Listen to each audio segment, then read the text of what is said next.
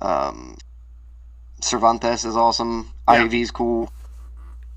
Yeah, like Cervantes was pissing me off earlier today because I was playing and um, I was playing team mode and I was just playing Killick and it was like him. It was like right at the end, him, Necrid, and um, Inferno, and they were kicking, and like I was able to like beat him and get to Inferno, but I kept getting my ass kicked because I had one person in my whole team, and so. But yeah, I like Nightmare, I like Killick, I like Maxi, I like Ivy. Granted, my two main characters on Astaroth. there whenever I would play through it. Astaroth's cool. Yeah, You know Astaroth, the big hammer dude, right? yeah. Yeah, he was in a Pac-Man game. Oh, cool. Yeah, because Namco. He, yeah, he was in a Pac-Man game. I remember playing him as a kid, and I would just go, "He's from Soul Calibur," and all the other kids would be like, "What are you talking about? He's from Pac-Man." What? I'm like, excuse No. me." I brought Soul Calibur to my daycare, and all the other, like, the daycare people were just like, "Why are y'all playing that violent game?" And I'm like, I had to prove to them he Yeah. was in Soul Calibur. Exactly. I distinctly remember back in the 1980s, he was not one of the ghosts that you ate in the original Pac-Man. He was a golem with an axe. Yeah, I don't remember that he was I didn't know that one of the ghosts carried I think it was Pinky. That's who it was. It was Pinky carried an axe around, hit Pac-Man with it. That's what happened, then right? devoured his soul. I mean, it's like that's why it's super lethal. That's why that's why the ghost will jack you up. So Oh, exactly. That's why it's a one shot. yeah, exactly. But yeah, I'm digging it. Like, whereas I'm less crazy about. I've actually been playing Cassandra a lot, but I'm less crazy about Cassandra. She's fun. Like her and Safidi are fun with like the shield sword combination. But anybody that does a swinging attack, anybody that like swings when they move, is great. I've got the PlayStation 2 version, so I have a Hachi, which I remember when they announced Soul Calibur 2. It's like, oh man, Xbox you get Spawn, Spawn. Oh man, GameCube you get Link. Oh man, Link. And it's like, oh man, PlayStation 2, Hachi. And it's like, oh, Hachi. Could you give me like? Well, I mean, he's from Law or Tekken, though. it is. Well, yeah, that's the thing, and I'm like, I've grown to really appreciate Hachi, especially because it's like Yoshimitsu's also in the game. Oh, dude, Yoshimitsu is the man. I'm confused about the continuity though. It's like, okay, because since Hachi's running around, and the storyline is like, oh, there was a magical mist showed up for bullshit reasons, and now he's in the past, and he's trying to get the soul edge in order to go back to the future, and it's just like, yes, and research the devil gene. That's what he would do. It's like, Yes. I'm taking this sword with me. Well, that's actually so I watched a few videos on characters in Soul Calibur and their storylines. Yeah. And so the same guy did like not a Street Fighter, my apologies, Tekken Yeah. with Hayachi, because of course Yoshimitsu and Hayachi are the only Tekken characters to be in Soul Calibur. Right.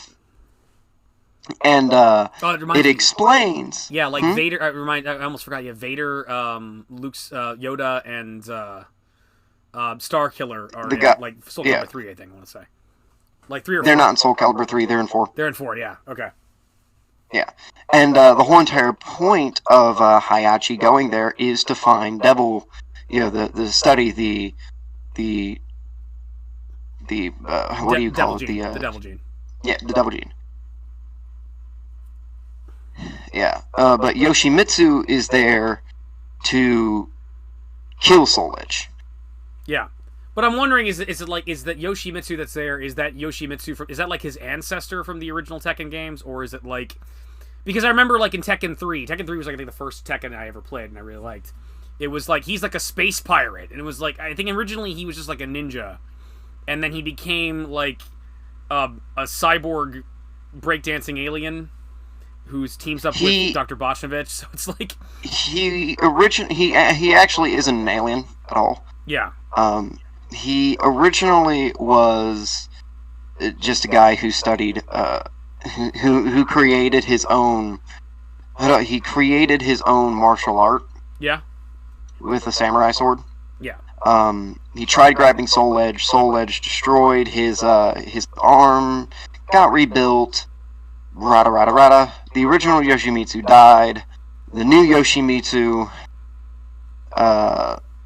They have a demon sword. It's weird. You have to look up the video, but the history of Yoshimitsu is very interesting. So it's like, okay, so he originally appeared like publication wise in Tekken, but then they just like Correct. so like his ancestor was the Yoshimitsu in Soul Calibur, and like he died like getting a hold of Soul Edge, and then years later, like his ancestor is the Yoshimitsu from Tekken.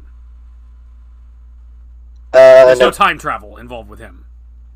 There is no time travel. They believe that Soul Calibur and Tekken are on the same plane. Yeah, what I assumed. It's both Namco, and it's like.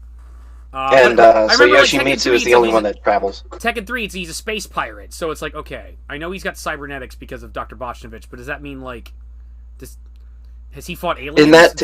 It's like what? In that Tekken, he is a totally different Yoshimitsu. Yoshimitsu from the first game, from the first Soul Calibur, and then the second Tekken are the original Yoshimitsu. Okay. Then his protege comes in. There are 3 Yoshimitsus. Okay. And so his protege comes in. He takes over the Demon Sword. Demon Sword, he fights with it, and eventually he wins over time. He dies, and then the other guy comes in, and it's a big weird debacle. It's weird. You'd have to look up the video. So Yoshimitsu was a mantle, basically. Hmm? He's like that. It's a mantle. It's like it's passed from one person to the next. Correct. So he is the Dread Pirate Roberts. So correct. Okay. Yeah. I've recorded all. Granted, I've recorded all of this. Of course, I had to talk about Soul Calibur with you. So he's not my favorite character from Soul Calibur, though. What's that? My favorite character from Soul Calibur besides Maxi is actually Voldo. Voldo's awesome. Voldo's basically Gold Dust. He's the Gold Dust of Soul Calibur. Yeah, anybody that has like circular that has range or like does like they can never stop attacking. Like you could like basically constantly spin with them. I love in Soul Calibur. Whereas like I still enjoy Cassandra and like Mitsurugi, but it's like it feels like with them attack. I feel like I'm just whacking somebody in the head very slowly. Yeah. Whereas everybody else can just jack you up with it. But see, Voldo is my favorite mainly just because of how weird he is. Yeah. It's just all his sexual suits, and he's just I'm just like, oh god. He's Gold Dust. He's basically Gold Dust. It's like and actually Goldust is in my top 5 favorite wrestlers of all time. Yeah. There you go. I love Goldust. He's awesome. Like yours, mine, and Razor Fist. So we're in good company. Absolutely. So yeah. But this is the Dread Pirate once again, and we're talking about Soul Calibur, which is not why I called Kiba here. Kiba, say hello. No. Howdy doody doodly doo. We're gonna talk about Phase 4 of the MCU. I was thinking about maybe adding Davis to this, but I don't know if he cares or anything like that. I knew you did. He is not available at the moment. Yeah, I figured you would be the guy to talk to. I don't know if I want to pester Ahmed. He is not available at the moment, and on top of that, he doesn't know as much about the MCU as I do. Right. Davis is dumb, right? Davis is just kind of dumb and like he's. I won't say he's dumb. He's just a shitty hair loser. That's what pretty much he is. That's exactly. Yeah. Okay, so here's my. I'm just going to state this point blank. Right. I am not excited for this. You're not excited for Phase 4 of the video. I'm not excited for Phase 4. Ooh, okay, interesting. Perfect. This is exactly. I am not excited for it. Phase whatsoever. 4 is all controversial and shit, and I wanted to talk about it, and I figured you were the guy to talk to about it. So. I'm not excited for it for a couple reasons. Yeah. There are movies that I'm going to go see. Yeah. I'm not going to say I'm not going to go see these, but I am not excited for it specifically because of Endgame. Okay. Specifically, and in fact, before we even start this, I want to talk about Endgame for a minute. Okay. Because we can this divide is this what up. leads I got into time. me. I got time. So it's like this actually leads me into why I'm not excited for this, because in my opinion, Endgame, there shouldn't be anything after. Right. I can see that, and that's actually kind of my my built-in defense is if the MCU starts to suck now, it's like, well, Endgame is so good, I can just pretend nothing happened after that, and that's kind of what I like. That's kind of my default position on that. And it's like, and I mentioned this in my rambling Spider-Man Far From Home video, which you will get to see at some point when I eventually put it up. I'm kind of because I'm trying to space things out a little bit. is that like there was some concern with Spider-Man. It was like, okay, well, how are you going to top Endgame? And it's like, well, they're probably not going to. And it's like I genuinely liked Far From Home, but Far From Home goes out. Far From Home feels like falling action. It feels like it is not as intense or crazy as Endgame or Infinity War or anything like that. But it's like it's a fun Spider-Man story. It's a fun Spider-Man story and a fun road trip story.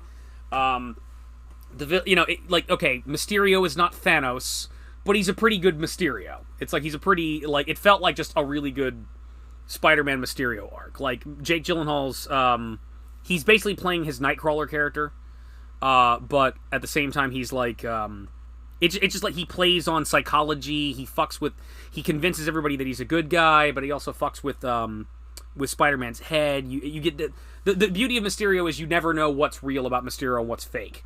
So it's like exactly. It plays out very, very well. There's a lot to like about that movie. So it's like Spider-Man Far From Home for me was very comforting because it's like, okay, the MCU's still good post Endgame. It's still good.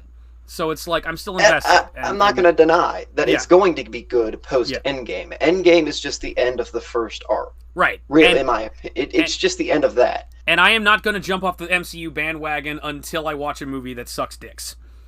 Which we might, especially when we get to number 5 on my list of things to talk about here. But yeah. Here's my thing. My issue now comes into this, is that after Endgame, where do you go? Yeah, and I still don't know. Because that's the thing. You haven't seen Far From Home, so I don't want to spoil things for you, but it's like there's hints. I already know that everyone knows who Peter Parker is Spider-Man. Yeah, and I'm kind of looking forward to that event. I like the trial of Peter Parker, but do you know the other thing? Do you know about Nick Fury? Not really. I mean, you can spoil it for me. I don't really care. Okay. I'm still going to go and watch Nick Fury and Maria Hill are in the movie, but they're... well, by the way, spoilers for Spider-Man Far From Home if you haven't seen it here at... what time is it? Wait, fuck. I'm not looking at where the video is. I fucked up already. I suck. Yeah, spoilers. Spoilers at 12:15. 12:15. Okay. 12 minutes 15 seconds. So Maria Hill and Nick Fury are in the movie, but it's not Nick Fury and Maria Hill. It's Talos and his wife from Captain Marvel. It's the two Skrulls. Okay. And it's like, and that's fine because I don't really care for Captain Marvel in the MCU, but I like her movie, and I liked Talos. I like Talos. I like he was cool.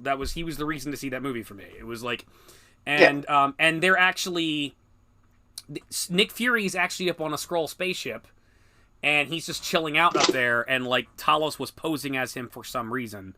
We're not sure why. I think it's because they were like, he wanted. I'm not sure why Nick Fury's up there. He might just be on vacation. But he wanted, like, Talos to basically kind of examine Spider-Man and see if Spider-Man's worthy of being an Avenger. I don't know that for sure. That's just my theory. It also looks like maybe they're doing Secret Invasion, but they're doing, like, a spin on Secret Invasion. Like, the Skrulls are not bad guys this time around, which would be weird. But it's like, they kind of established them as good guys. I would like to see bad guy Skrulls eventually. It's like, I mean, it's a species, you know. Just like I'd like to see good guy Kree, which I don't think they've done yet. But, that's basically the spoiler there, and it's like, ooh, and it's like that seems like, okay, they're building to something. To what, I have no idea. I think it would be neat if like we did more Celestials in the long term, maybe Galactus, or something involving X-Men. See, I talked to my brother, who's a huge, he's seen every movie in the theaters, right, since they came out in 2008. Yeah. Mm-hmm. And he has seen everything, he has examined everything, and the thing that he said is that you can't have Galactus as the big villain. I can see that. The problem with Galactus as the big villain is Galactus is a powerful force, but he's not evil. He's a force of nature. It's just, I'm sorry, dude, I eat planets. That's really... But that's the thing. The better way to do that is have Galactus show up and be a threat, and then you realize you don't understand... I am a force of nature, I have a purpose, and then reveal the real villains to be like the Celestials.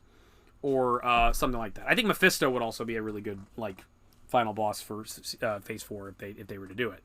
But like Mephisto's a little different. But like I think it would be better to do the the Celestials as opposed to Galactus. So because Galactus is like that's a great fight. That's a movie dealing with Galactus, but then like. And whatever you do, don't do Fantastic Four 2. No clouds. No cloud-based villains. None. Don't do it. So, but that's how I would handle it.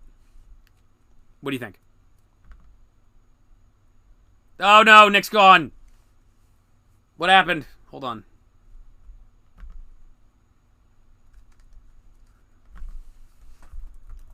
Nick, come back.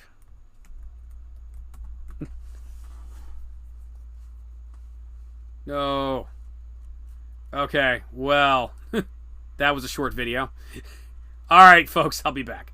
So, the recording again. Okay, here we go. Okay. Yeah, you there? Yeah, I'm good. Okay.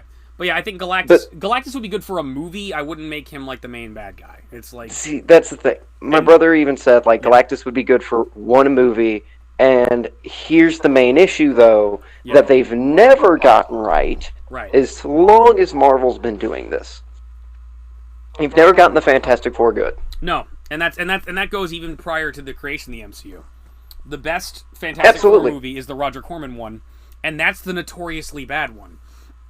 It's like, yeah, and seriously, and then you watch like the two Tim Story ones, and then the one piece of shit one, Fan Four Stick, and it's like, you know, they've never got the best one you can get right is the goofy Roger Corman one. Something's wrong.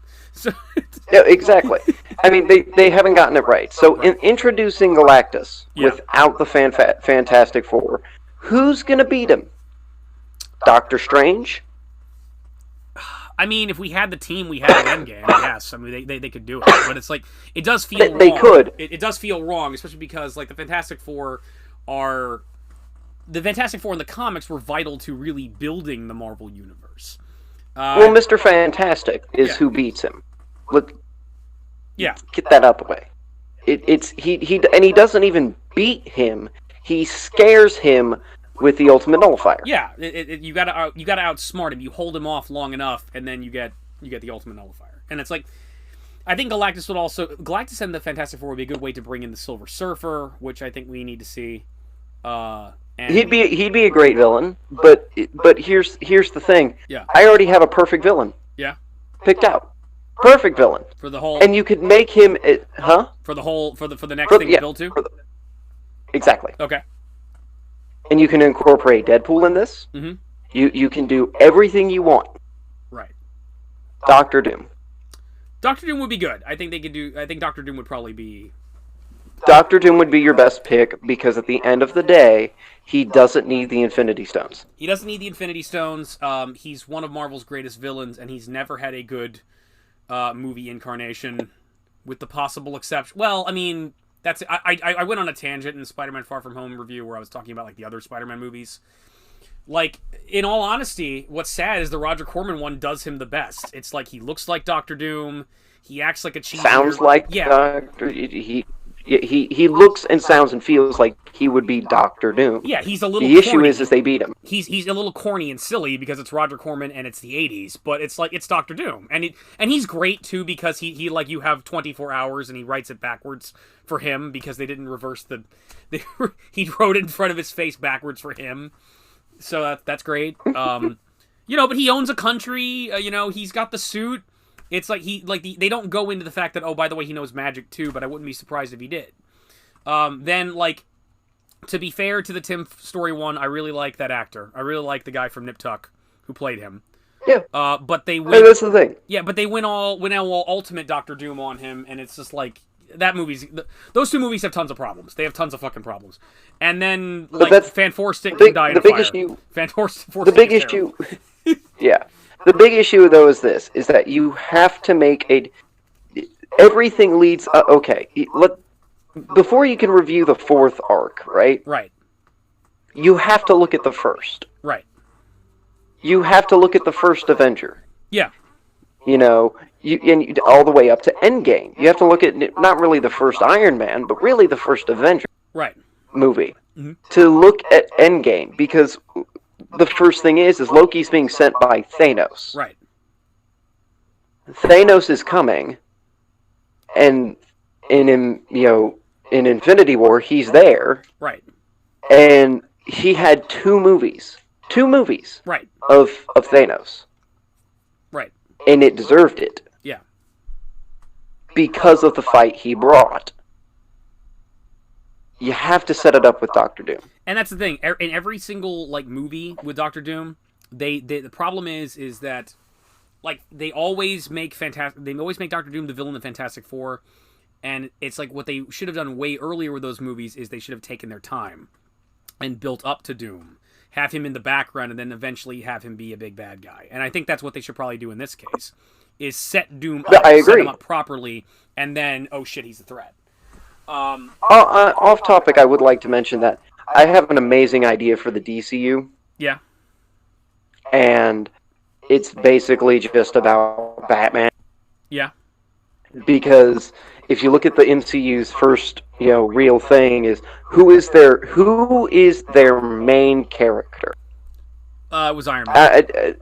Exactly, it was Iron Man. Yeah. He was the guy, even though eventually they all grew into other, everything else. Iron Man was really the first guy. Right. And one thing I hate. You're breaking up here.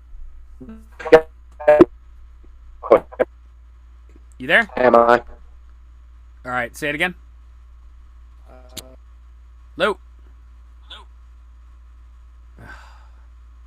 You back? Hello. Yes, I'm here. Okay, I can hear you again. Okay, so here's the big thing. Yeah. The issue that I have with the MCU is that the MCU started with Superman. Wait, what? The MCU started with Superman. It started with Superman. Yeah. To me, that was a huge issue. Because out of all characters, and don't get me wrong, I am the biggest Superman fan that there is. I love Superman. Okay. I love that character. He's great. He's awesome. And I will fight anybody who says that Batman can beat him in a straight-up fight because they're idiots. Batman can beat him in a straight-up fight. You're an idiot. Okay.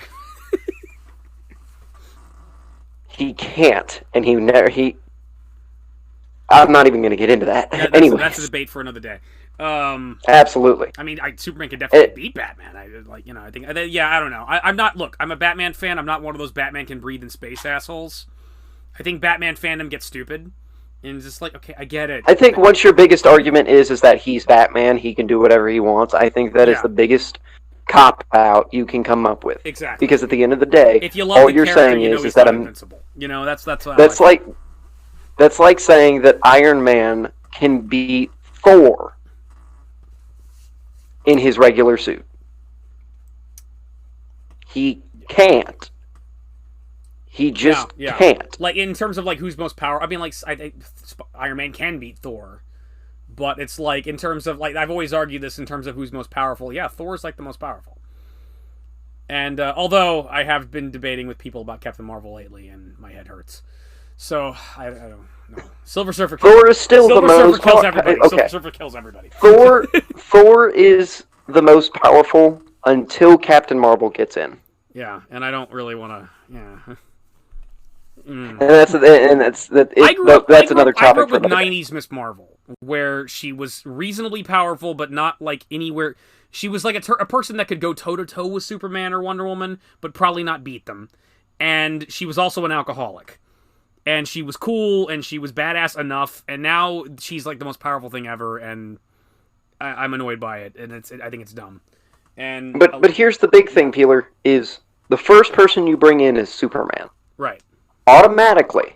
And it was a bad movie. Let's just get that. Man of Steel sucked. Yes, it did. I hate Man of Steel. Man of Steel made me like rage quit the DCEU before it even started. I rage quit DC because the New 52 was going on. It was like, well, the new Superman movie looks cool and DC Universal line is good, and then like that happened. Like, no, fuck, DC's dead to me. It was like I started drunk calling people out of the theater. So yeah, the DCU started off with their worst foot forward. They fell flat on their face, and Superman snapped the DCU's neck. Right. That's what happened. And that's why I haven't really been able to get any of it, even though people are telling me, oh man, Shazam's good, and Aquaman's good, and Wonder Woman's good. I don't care.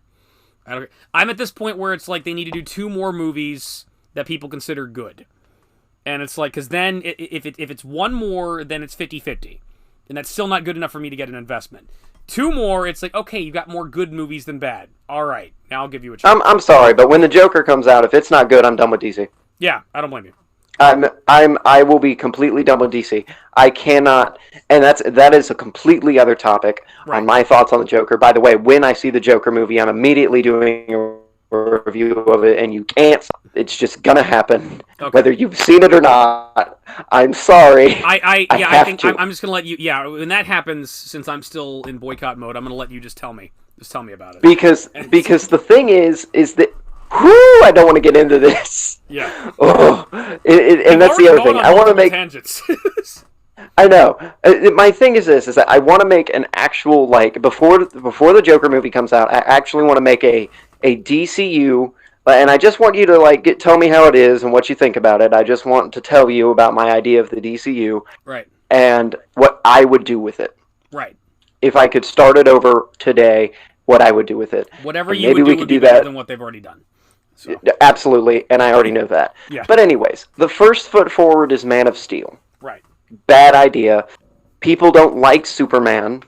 People think he's the John Cena of the DCU. Yeah, which is really unfair. It is. It is. John Cena's a much better character. You know? Yeah. But I don't know. You put your best foot forward. I don't know who to feel more insulted for at this point, Superman or John Cena. I don't know. You put the best foot forward, and the best foot forward is, unfortunately, Batman. Yeah, and it was. I mean, people. I don't like Dark Knight Rises, but people like that trilogy, and me personally, I think The Dark Knight is an amazing film, and I think The Dark Knight is the best Batman movie ever released. It is. It is. Not, but well, okay. Perhaps nostalgia critic, whatever you say, I don't care. Perhaps debatable with the original Tim Burton Batman or Batman. That's the only one that can surpass it. Batman Mask of the Phantasm. Batman Mask of the Phantasm, and I'm actually a really big I'm talking live action. Okay, I'm actually a really big fan of Batman Beyond: Return of the Joker. I really like that movie. I like that one too. Yeah, let's talk about Mark Hamill. I think it's great. How awesome Mark Hamill. Yeah, Mark Hamill's the best. By the way, did you hear about the new Batman movie or new Batman animated movie that they're coming out with? No. They have the original voice of Batman from the animated cartoon. Yeah, Kevin Conroy, who I got to meet. And yeah, I went to Comic-Con. Just to meet I want to meet Mark Hamill so bad. Yeah, me too. Oh, dude, I meet Mark Hamill. I'm just gonna give him some Star Wars love. It's like, man. I'm just gonna cry. Yeah, I'm gonna cry. Just cry with him. Just cry with him. It's like, look, dude, you're the. I'm not gonna cry because of Luke. I want to tell him it's like, you taught me what it is to be a hero, man. Return of the Jedi. Like you failed, Your Highness. I am an emperor. I'm a Jedi, like my father before. Fuck that. Fuck no. Fuck that. No.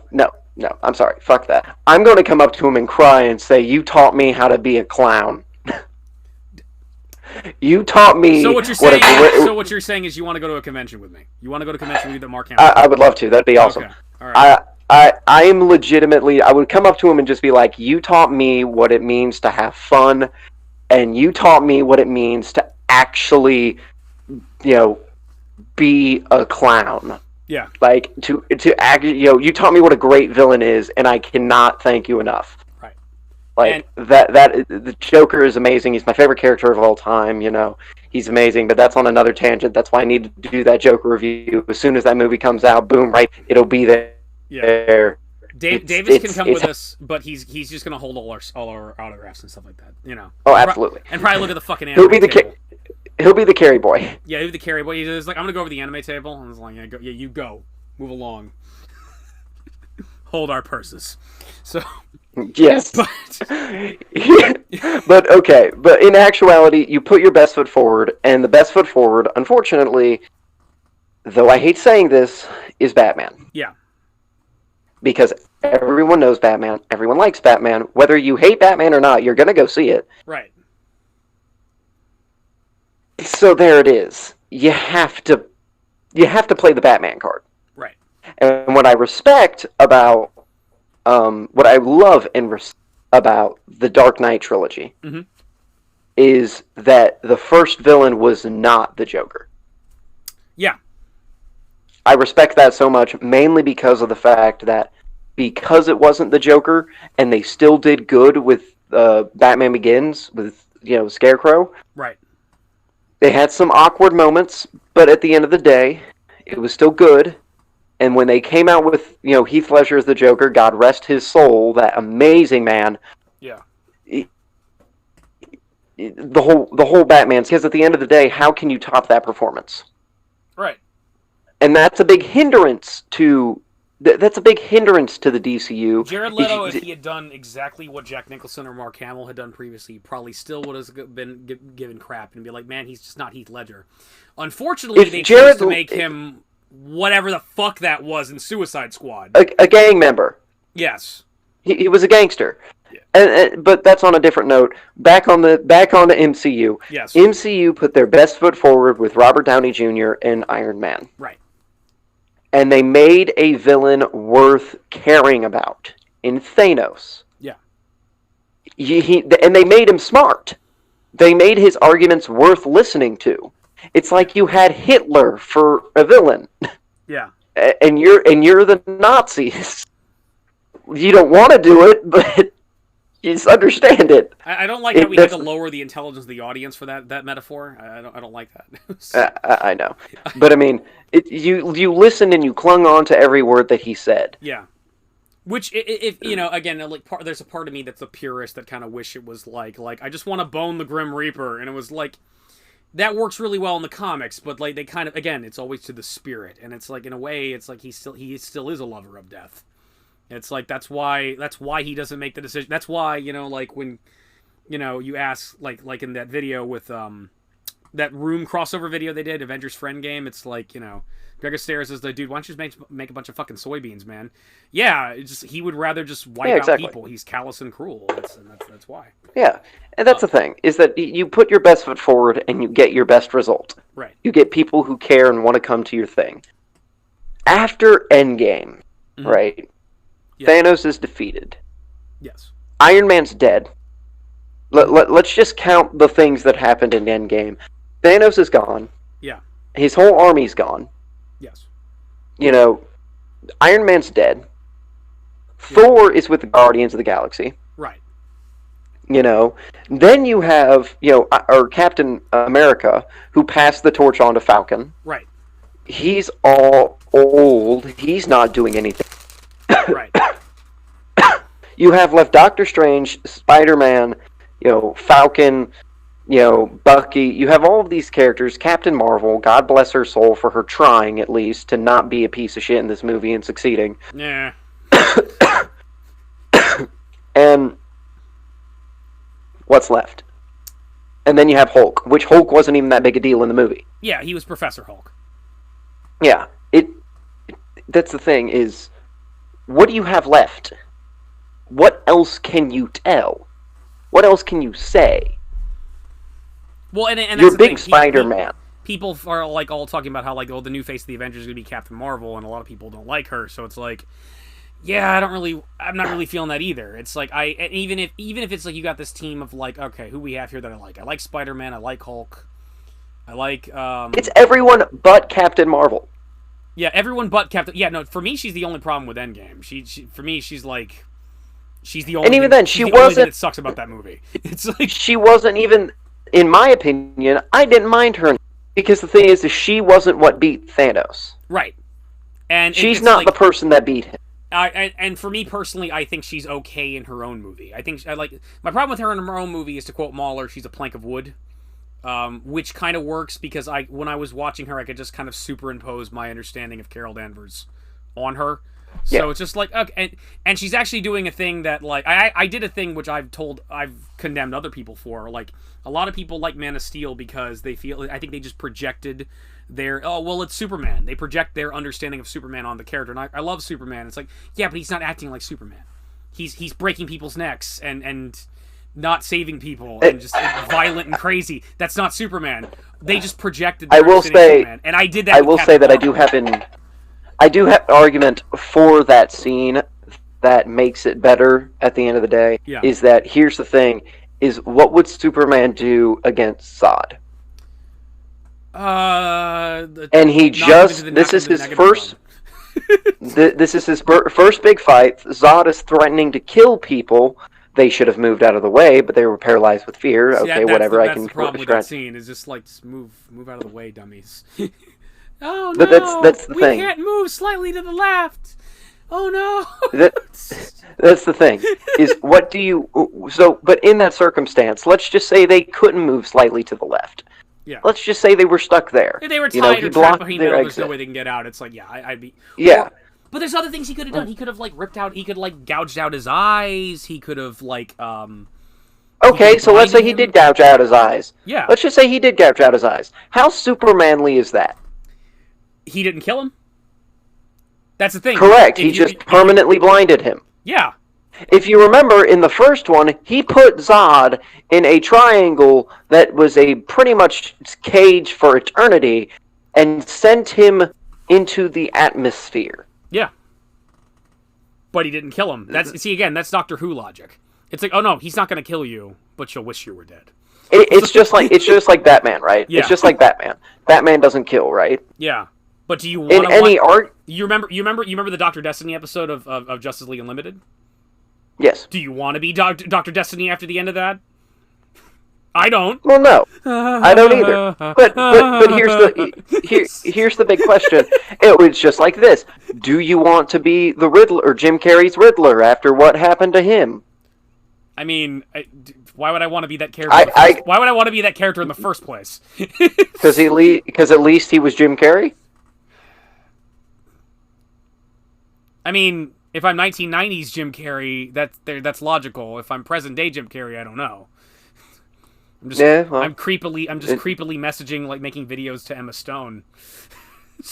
Yeah, that's kind of weird. But at the end of the day, yeah. At the end of the day, in the first Batman movie, 1989, where Jack Nicholson's Joker dies, right? It was Batman's fault. Yeah. Batman technically killed the Joker. Right.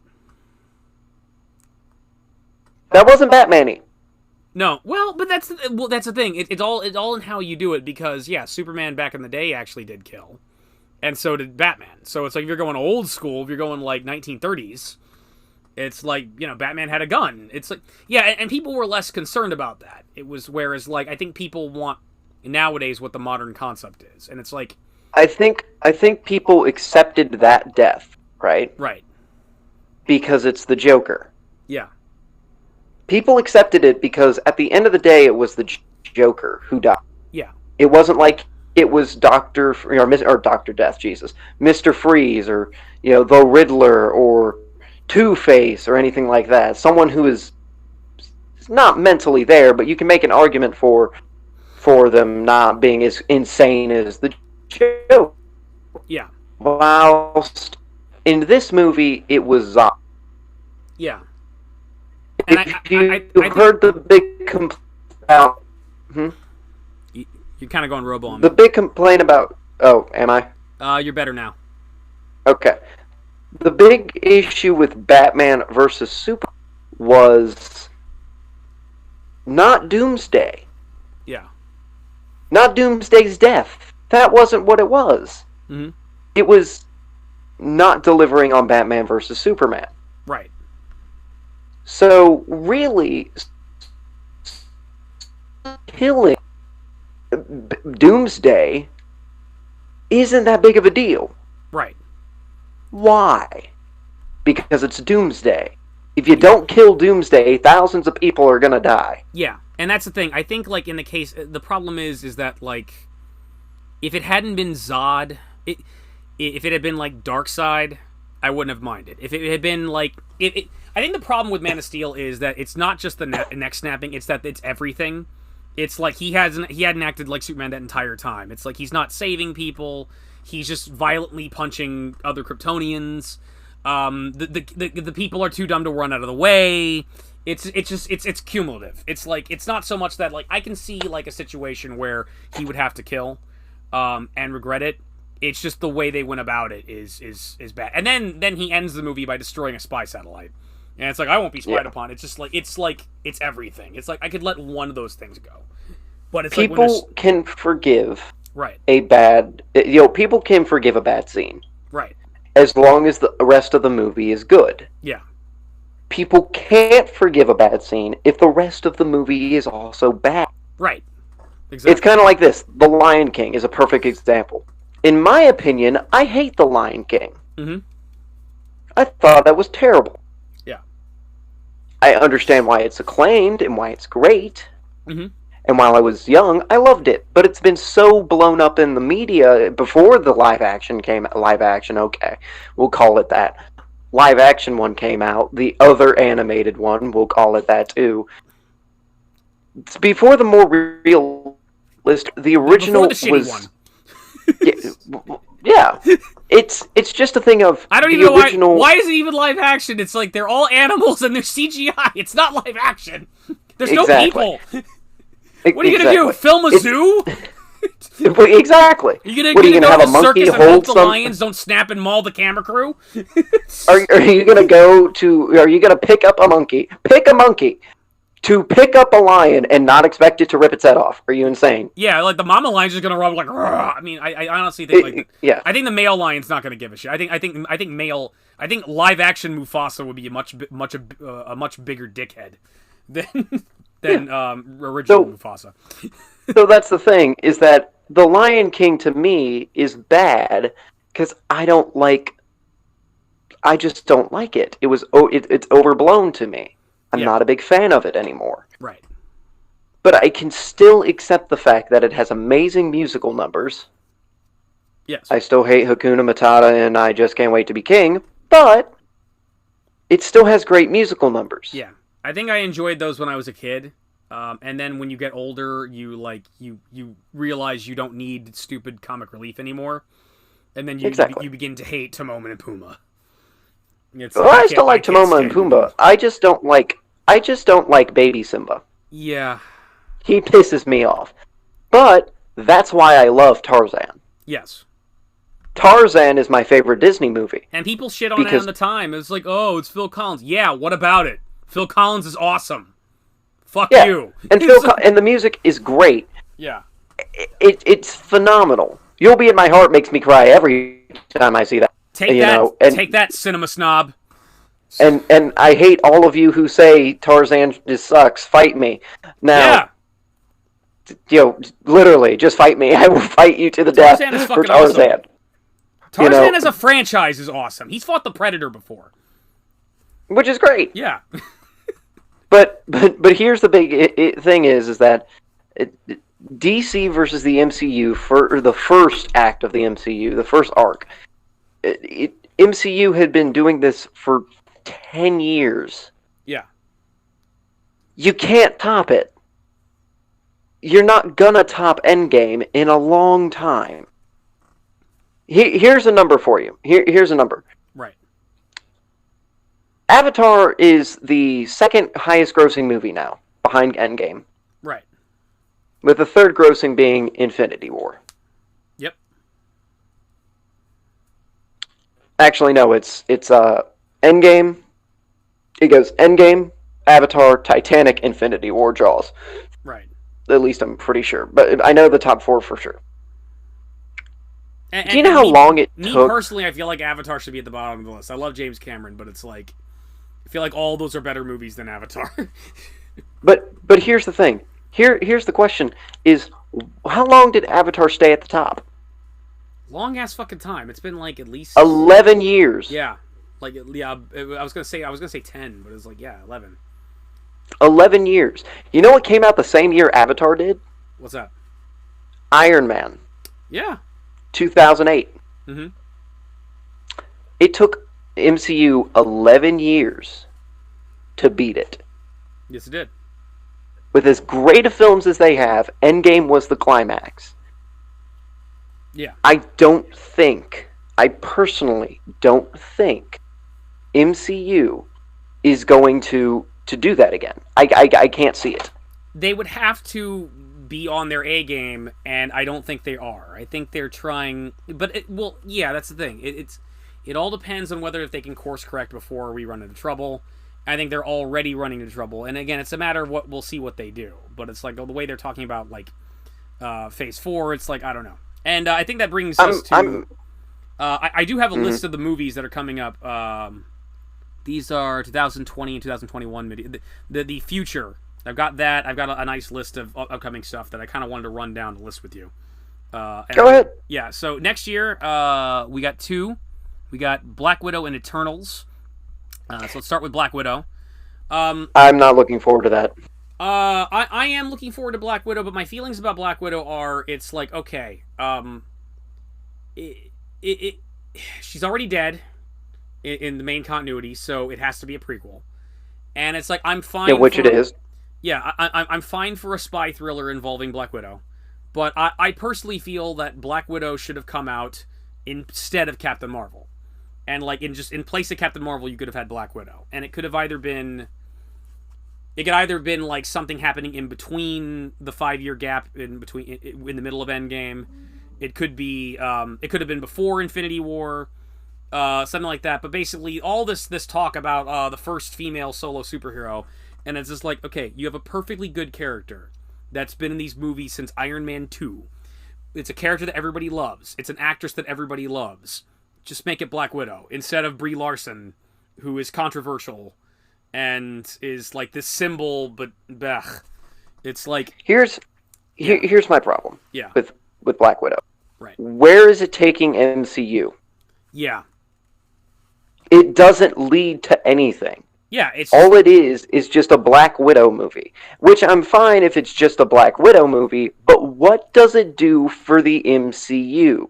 Yeah, nothing. The story. It's a waste of time. It kind of is. The story. It's kind of like okay, everybody. A lot of people like Rogue One, but I remember Red Letter Media's criticism of Rogue One is like the story doesn't really serve a purpose. It's like it's kind of the same thing. It's like we already know what We already know what happens. We already know they get the plans and they blow up the Death Star. It's like you don't really need Rogue One. It was unnecessary. Granted, I love Rogue One, but that's besides the point. Oh, you know who also loves Rogue One? Timothy Zahn. I meant Timothy Zahn as well. Nice. But here's the thing: it is like Rogue One. It's kind of like if you made Civil War #2. We know what happens. Yeah. There is no plot left. You can't make anything else. It's great that you're making Black Widow. Cool, whatever. Yeah. My brother actually speculated because they said that Black Widow was coming out before Endgame, before my brother saw Endgame, and before Endgame even came out, they said that Black Widow was coming out, and he said, okay. So at that point, whenever they got to the Black Widow and Hawkeye scene, he immediately was just like, oh, Hawkeye's going to die. Yeah.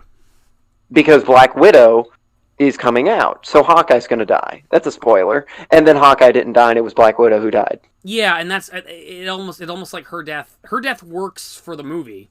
I think and that I don't know how you feel about this, but I feel I've talked to a lot of people who don't like her death. Other Josh hates her death in Endgame. He loves Endgame, but it's like it really bothers him because it's like I'm not sure. I equate it to he once introduced me to Gran Torino. And have you seen Gran Torino? No. All right, Gran Torino. It's a Clint Eastwood movie. And do you mind if I spoil it for you? Sure. Okay. So, spoilers for Gran Torino. He died. Clint Eastwood's character dies at the end of the movie, and I was annoyed because it was like, no, man, he could have made it out of this whole thing. And Josh told me after I saw the movie, it was like, okay, listen, man, you saw this movie, you fell in love with this character, you got to know this guy, and you just didn't want to see him go, and that's what it is. And the other, I think we were talking on the phone the other day, and he was like, I sum up Gran Torino like this: an old man dies, a young man lives, and it's like Sin City. And then I was like, yeah, equivalent exchange, Full Metal. Hashtag I stand with Vic Mignogna. Anyway, so. But here's my argument for Black Widow's death and why I liked it. Yeah. Is between her and Hawk, right? Right. Whose death would have mattered more? Like from an audience perspective, or a from a story perspective? I feel like hers mattered more because I feel like the point was it was like it's like you've got a family to go to, and I don't want, when we're done with all this, I want them to have their father, and you all are my family, and I've done bad things in my life. It's like I'm doing it. Yeah, I mean, she owned it. She basically, it's like it's okay. It's like she wanted exactly. She wanted to give up her life for that. So did he. I think he wanted to give up his life for her. I think that's what it, and he wanted to get, because they were best friends. They're best friends, and also he's already lost his family, so it's like he feels like if this doesn't work out, it's like it's okay. He doesn't mind dying, but it's like at the same time, what is this? Okay, he understands the fact that right. If he dies, she's still alive. Right. The difference between the two, though, is that we have to talk to Davis about something in a minute, but it's like when we're done here.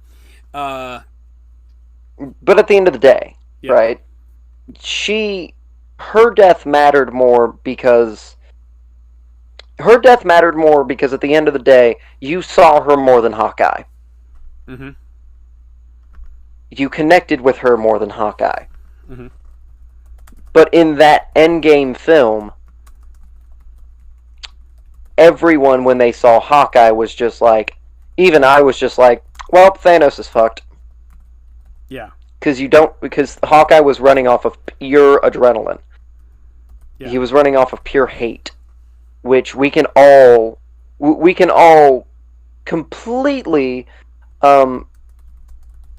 what's the word for it? We can all, what's the fucking word I'm looking for? God almighty, I'm trying to think of it. Connect. We can all connect with that. Right. We can all relate. There it is. We can all relate to the fact of, like, you hurt my family, you die. Right. We can all get that. We can get behind that. With her, it wasn't a thing of, if you hurt my family, you die. It was, I die protecting my family. So her story arc of her dying is way more important. Yeah. So that's that point. I feel like dramatically it works, and it works out well. It just kind of sucks to see her go. I'm right there with the Hulk. I'm right where they're the Hulk throwing a table, just like a mile away. It's like, and I understand why people didn't want to see her go. So it's like, yeah, for this movie, I'm down for a Black Widow adventure. I'm happy to see her again. I think it should have been her movie instead of Captain Marvel. I think there would have been a lot less bullshit surrounding that movie, one way or the other, if it had just been a Black Widow film. But yeah, it's like, that's one of the kind of the problematic themes is it's like, okay, I kind of want to see forward motion with these movies, and I'm not seeing that yet. Correct. And like, you're seeing backwards motion. Exactly. Like, Black Widow is May 1st, 2020. And Eternals is November 6th, 2020. It's like, okay, so you got two movies that, from what I understand, are prequels, and instead of seeing what the next thing is going to be, and that's a problem. And that brings us to Eternals. Eternals, I'm cautiously optimistic about. I was to understand. So what's Eternals about? Who's in Eternals? Well, the Eternals are aliens. They're basically Thanos' people.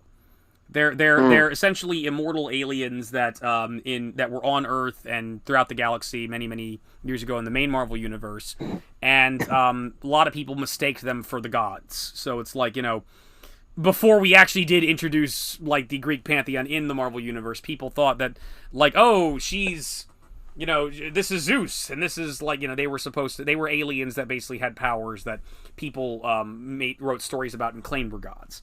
And again, no forward motion. Exactly, and it's like it's the same argument. I was to understand that the deal with them was that they were.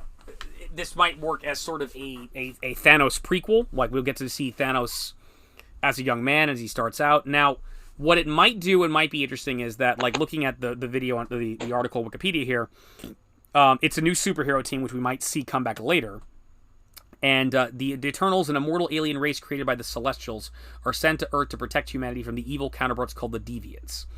So they could be adding more things. It could be, we could tie this to the Celestials and what they represent in the universe and what they could be as a threat.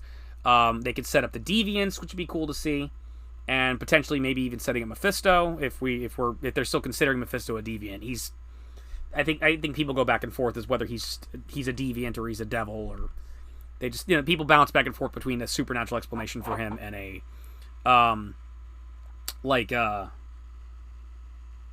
scientific explanation for him.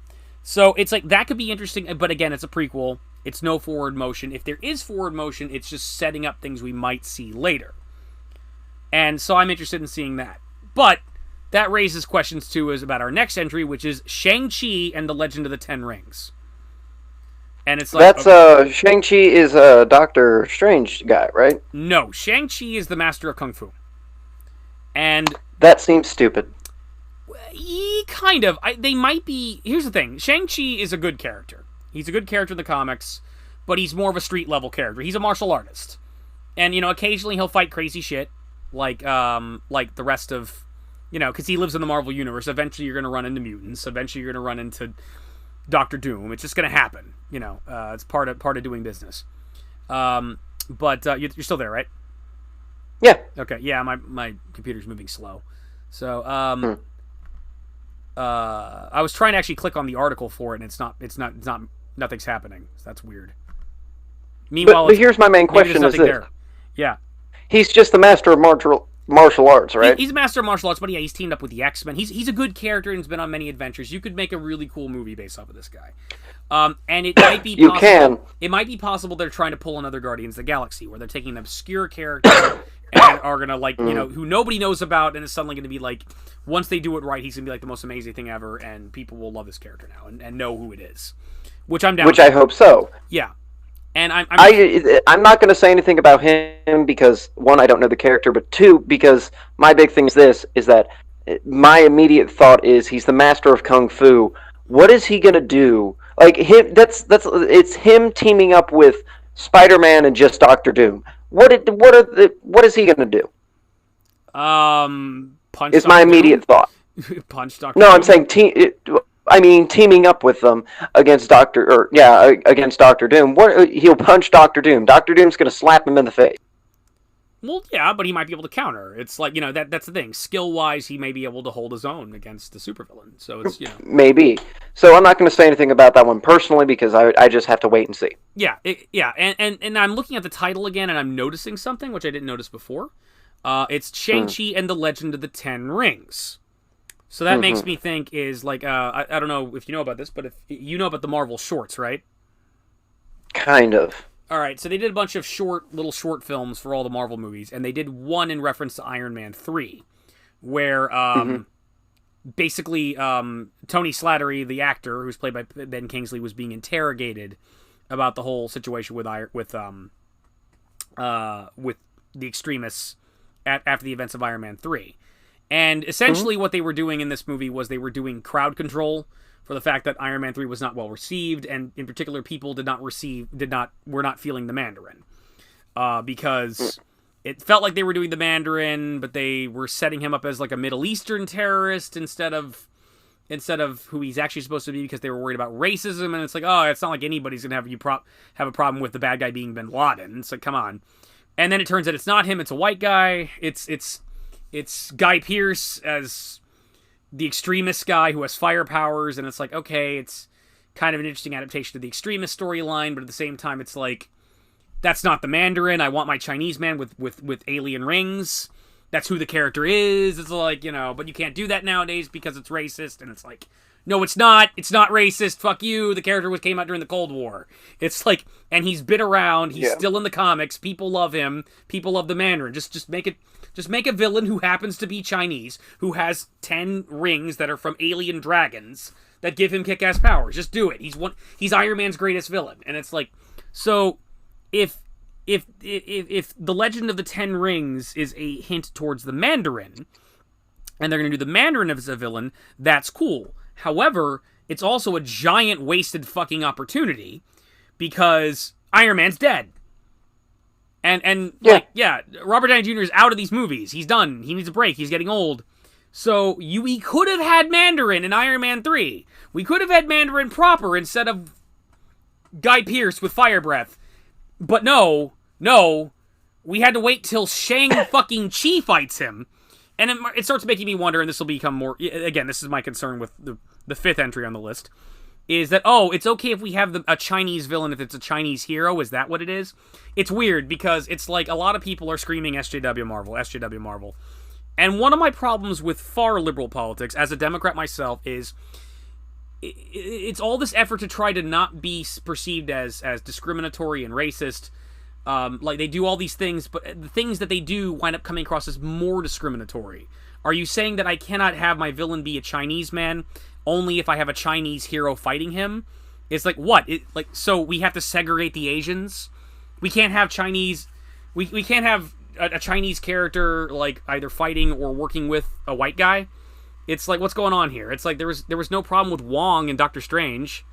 So it's like, it makes me wonder about that. It's like, and that just popped in my head just now, because I realized Legend of the Ten Rings. It's like, okay, there's only 10 rings I know about in Marvel, and those are the Mandarin's rings. So, who knows? I'm actually trying to click on it, and it's not taking me anywhere. It's weird. It's like blue highlighted, like it should have a link, and there is none. So there's like no, I guess there's no information on this movie yet. At least not according to Wikipedia. So, but yeah. Next up, you ready for this? Oh, yeah. I'm excited about this one. Doctor Strange in the Multiverse of Madness. I will absolutely love that movie. Yes, because I love Doctor Strange, and I loved Baron Mordo, particularly in Doctor Strange. Chiwetel Ejiofor, I love that actor. I've loved him since Serenity, where he's the operative. I saw him in... he's been in a bunch of stuff, but I saw him in 12 Years a Slave, and he made me cry my eyes out. And he was a great... I loved it because it's like they made him a very sympathetic and awesome villain, where it's like he was a good guy initially. And now he's going off the deep end, and Doctor Strange's going to have to deal with him. So I'm excited about that. And we're going to have the multiverse. I've heard a little bit of information about this. It's actually they're going to try to go for a horror angle. They want this to be like the first legitimately scary MCU movie, so I think that'll be really awesome. And now we come to everybody. I agree. I think it's going to be good. I think it's going to be good. I'm excited about that. And now we come to the one that people are losing their shit about, and I understand, and that's Thor: Love and Thunder. So let's unpack Thor: Love and Thunder. Okay, so Chris Hemsworth's going to be... They haven't been clear on the plot exactly. But Thor's going to be in it. So Chris Hemsworth's going to be in it. So, okay, cool. Taika Waititi's going to direct it. Okay, cool. I liked him in Thor Ragnarok. And I've also been watching What We Do in the Shadows, his TV show and movie about vampires, which is amazing. So I'm excited about that. But, like, the entire premise of this movie apparently is they're going to have Valkyrie come out as gay.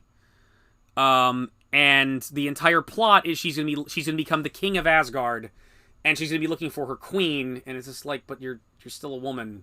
Wouldn't you just be two queens? It's okay. And also they're bringing back Jane Porter as they're bringing Jane Porter back, Natalie Portman as Jane Porter, and she's going to be Lady Thor. And this is the moment where everybody's losing their shit, and I kind of don't blame them, and it's like, this is the point where if they're going to fuck up, it's going to be here. So, oh yeah. So I'm interested on your thoughts on this. If you want, I'll unpack my thought process. I'll let you unpack yours before I get to mine. Okay, because I'm interested to hear what you have to say about this. So I'm happy for a new Thor movie. I don't know if this is the way to go about it, but it's like, I love Chris Hemsworth, so I'm happy to see him back as Thor. I love Taika Waititi, so I'm happy to see him back. I like Valkyrie. I think Tessa Thompson's great as Valkyrie. I've enjoyed her in Thor Ragnarok and in Endgame. I thought she was awesome.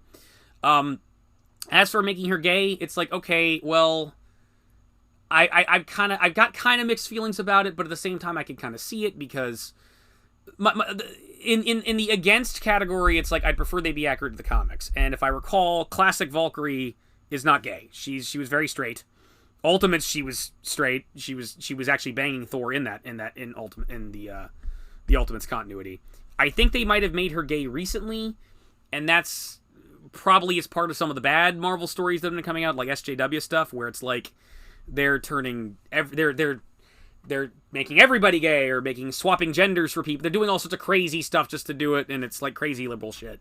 And it's like, no, don't do that. And especially because it's like bad storytelling. So I'd be against that. However, like Tessa Thompson actually is gay, and there's also not a whole lot about her, like her sexuality in terms of the on-screen stuff we've seen so far.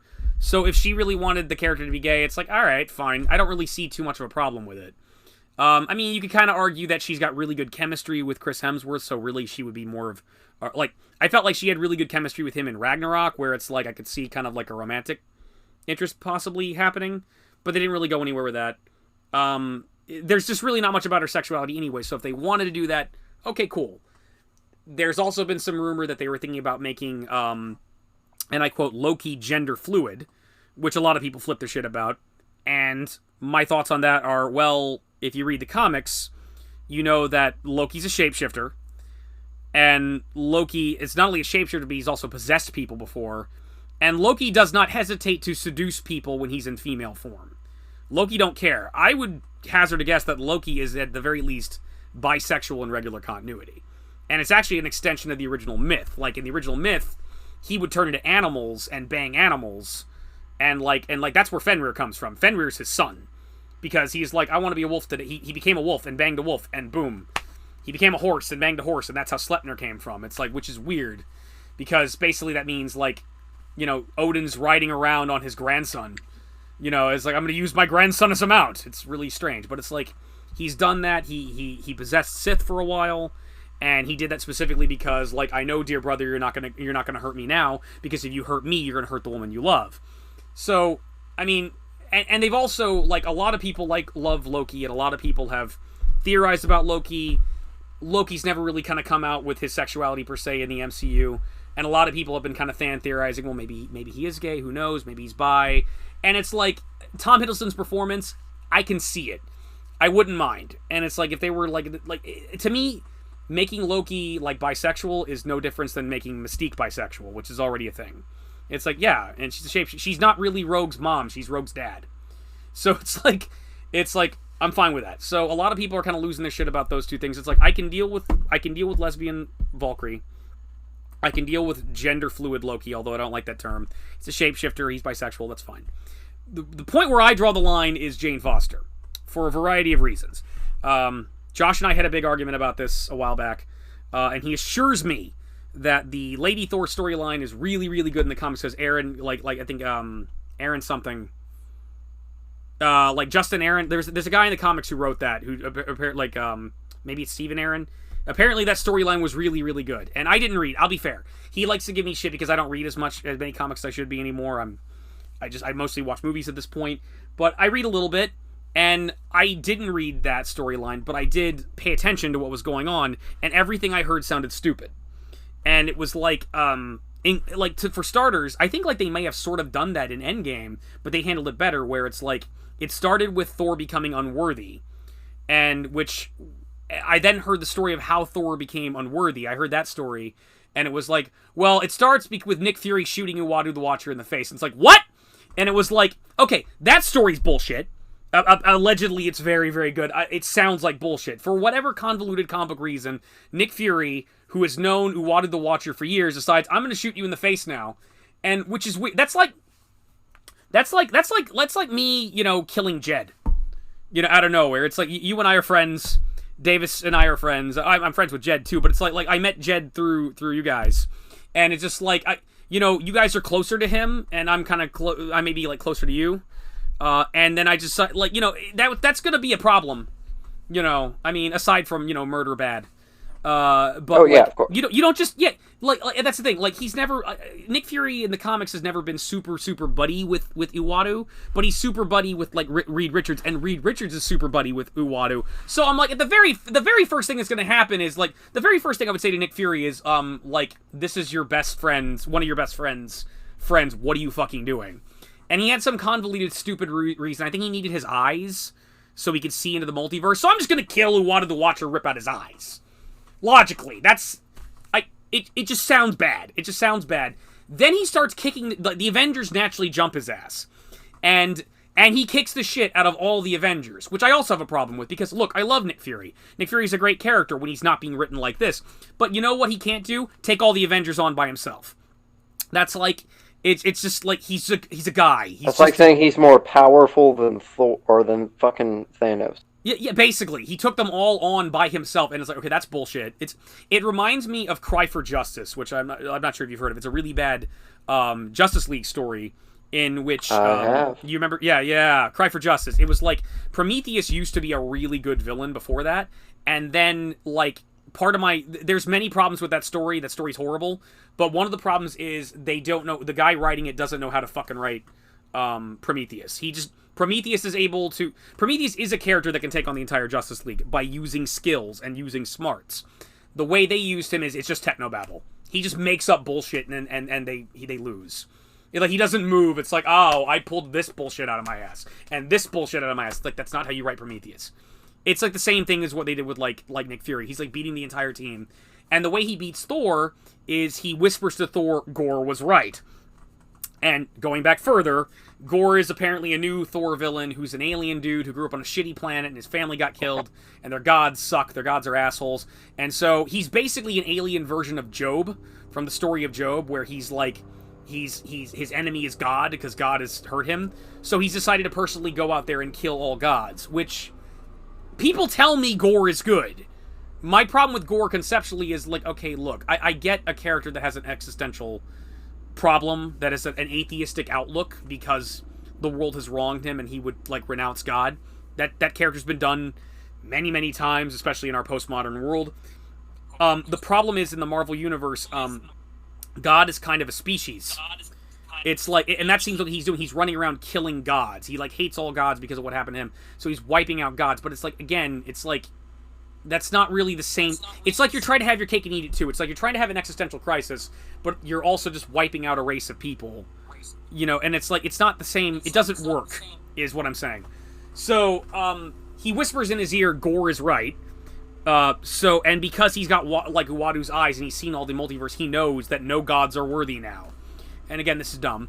And so Thor hears that, and he believes it, so he's suddenly not worthy, so the hammer drops. And on top of that, the hammer hears that because this is a little known knowledge, is that the hammer is actually sentient. It's like, which bothers me because it's something they'd never played on before. I remember there's a guy, random guy, before Avengers came out, was making a joke about how they could fuck up the Avengers movie, and one of the ones was if Mjolnir suddenly became a cartoon character. And it's like, Mjolnir, you have sprung to life in animated form. That's right, Thor! I'm gonna teach you valuable lessons about sharing. 'Tis hammer time indeed. Nailed it! It's beautiful, I love that joke. Yeah, and that's like, that would have, if that had happened in the Avengers movie, that would have fucked everything up. So it's like, the hammer to me is like sentient in the way the Green Lantern ring is sentient. It's like a magical artificial intelligence. It's like, yeah, it just knows you're worthy. It never talks. It never has long conversations with people. Xavier can't mentally contact it with his powers. It's kind of sentient. So, but apparently the hammer heard that, so the hammer's like, no gores are worthy. No gods are worthy. So nobody can pick it up now. So like Odin can't pick it up, none of the Norse gods can pick it up, and Thor decided to take Stormbreaker and go off and be Thor the Unworthy, and he ran around, you know, bummed out because he's not worthy. And then Jane Foster rolls up. And then Jane Foster is apparently dying of cancer and upset because she lost her wife and son. No, her husband and son. And Thor's all like, hey, we could use magic to cure you of cancer. And I'm going to get personal now for a minute. And she basically, her response to Thor is, fuck you and your magic. It's like your magic is like done nothing good. And it's like, that's real nice. That's a real nice way to treat a person that you were in love with and you were in a relationship with and allegedly you're on good terms with. Fuck you, Thor. Fuck your Asgardians. Go fuck yourself. God, How dare you try to cure me of cancer, an incredibly debilitating and horrible disease that plagues the world over. And as a person who has cancer in my family and is dealing with it, I am offended. It's like, especially how bad it can get. You can't tell me that any person dying of like terminal cancer, who's going through pain, who's going through the pain of chemotherapy and whatnot. If I suddenly showed up with some magic wand and I could take it all away, there is no fucking person who wouldn't freaking like say, yes, absolutely. But oh no, Jane Foster is apparently better than us mortals. And she's like not gonna take the easy way out.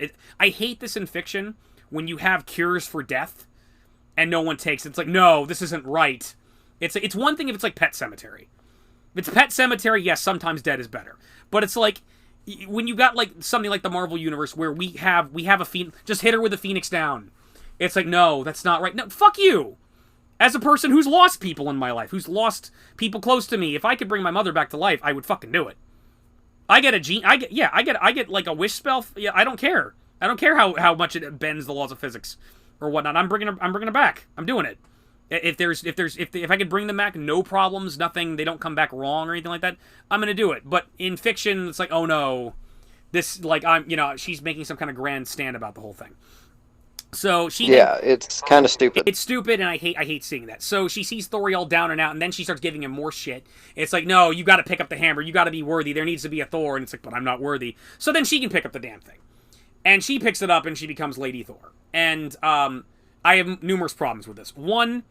Okay, according to their own line of bullshit, all gods are unworthy, and as a result, that's why the hammer can't be picked up. So by their own logic, if Jane Foster is worthy for bullshit reasons, she should be able to pick up the hammer, read the words, get struck by lightning, gain the power of Thor, and then the hammer immediately should fall out of her hands.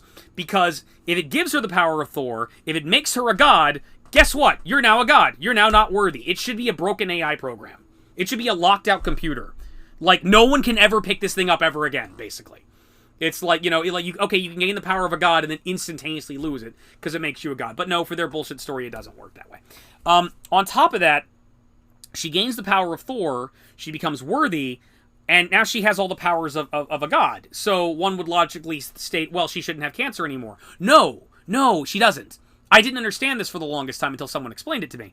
Apparently, when she doesn't use the hammer, she doesn't have cancer anymore. When she doesn't use the hammer and she doesn't have the power, she has cancer again. And it's like, okay, that's dumb, that's stupid. You gain the power of Thor, you should have a godly healing factor. Your cancer should be gone. No. When she picks up the hammer, what the hammer does is the hammer does heal her of the chemotherapy in her system. So it completely takes away all the chemotherapy she's taken, and she's continuing to do chemotherapy because she embraces science, not magic, because she was a doctor and a nurse, even though she's using a fucking magic hammer, and so she keeps taking her chemotherapy, but it keeps on curing her of the chemotherapy, so it's actually killing her of cancer. And it's like, okay, and my whole problem with this is like, okay, tell me this. How come Wolverine has never gotten cancer? Because he never has. And he never will. Wolverine, like, Malmoto and I actually argued about this. Wolverine, like, cancer is, again, when your body heals too much and heals in the wrong way. And so, by that logic, someone with an accelerating healing factor might have a higher chance of cancer. And it might, like, what a healing factor should do is it should turn you into William Birkin from Resident Evil. It should be like the G-Virus. You heal too much to the point that it's killing you, or, in that case, turning into a mutant blob. It's like, yeah, and that's an interesting story, too. I don't mind that. But, like, in the case of Wolverine, his healing factor is fucking perfect. He never gets cancer. He can drink more because, like, it doesn't hurt him. Cigarette smoke doesn't hurt him. It's like, anything that happens to him, he heals perfectly. And he's a science character. He's a mutant. There's no magic about it. He's just born that way. He has a mutant power. Genetically, he heals. Deadpool is effectively cured of cancer. And I think at this point he's straight up cured. At least he was last I checked. It's like, no, he's not cured of cancer. He was for a minute, and like I think they gave him cancer again. It's stupid, but it's like like the way it works. Well, at first he had cancer, and then they grafted the healing factor to him, and the healing factor is so Deadpool is just a giant tumor. Yeah, it's confusing the way it's worded because it's like on the one hand it's like the cancer's not out of his system, and that's why his body's all fucked up. And it just doesn't hurt him. It doesn't kill him because it's the healing factor makes it so it doesn't hurt him anymore. So he's just horribly scarred. The other way I've heard it is that that's also part of what Dr. Kilbrew and Ajax did to him. Their process of grafting it to his body is actually what horribly scarred him. And that's never gone away. That's like permanently part of it. It's like it's never been very clear to me on it. It's always been kind of kept vague. It's kind of like one or the other. It's partially the cancer. It's partially the scarring. What they did to him in the scarring process. From what I understand is that he has cancer, right? Yeah, right. But his healing factor is healing him so quickly that the cancer it just can't kill him. Basically, it's essentially inert. It doesn't actually do anything. And yeah. And on top of that, then there's a really good storyline that starts in Deadpool's own book, and then goes over to Uncanny X-Force, where it's right after he fought Evil Deadpool, which I don't know if you know this storyline. Basically, there was he was in an insane asylum in England for a while, and there was this kind of fat British psychologist who was examining him and trying to cure him. And it turns out she was secretly in love with him. She was like his own personal Harley Quinn. And what she had done was every time like he had been in a fight where he'd lost a limb, she had found a way through the black market to actually like get that severed limb of his body part and bring it back to herself. And she's actually been sewing and stitching together her own little Deadpool that she's been keeping in a refrigerator this entire time. So it's like a Frankenstein Deadpool. And it's like initially Deadpool's like, oh god, this is just sick, and it's like a dead body. And she wants to be like him, so she murders some innocent person and shoots him in the head. And he's all upset because it's like, he realizes she just wants to be a part of him, but that's not what he's about. So he just kills her because he realizes she's a monster. It's like, look, I'm a mercenary. I kill people for hire, and I have standards. I don't go after kids. I don't hurt innocent people. Yeah, you're a monster. Boom, shoots her in the face. And then he took that thing out of the refrigerator because he thought it was just his old used body parts and it was dead, and he threw it out the window into the dumpster. Well, the next day the garbage men come by and it starts talking to them. Because now that it was refrigerated, it healed, and it's now a second Deadpool that's running around that's like a Frankenstein monster. And that's Evil Deadpool. Yeah. And so there's a couple like 3 to 4 issue arc where he's running around dealing with that, and he has to fight that guy, and Evil Deadpool's like, fuck it. He's him, but like, and he has his memories because they're technically the same person, but he's just like, fuck everything. He's just merciless and doesn't care. And when he gets back to the United States, Evil Deadpool like got there ahead of him, and he's running around attacking people, and like the Avengers and everybody's like attacking him, like, oh, it's Deadpool, get him. And it's like, what are you doing? And it's like you're running around attacking and shooting people. It's like, no, I'm not. And it's like, and no, it's Evil Deadpool. So he has to like go and find and prove to them like it's not me, it's a clone of me. And he goes and he fights it, and he beats it, and he captures it, and he proves them, see, it wasn't me. And then like they've just captured, they're about to finish him off. He's about to kill him, and he chooses not to.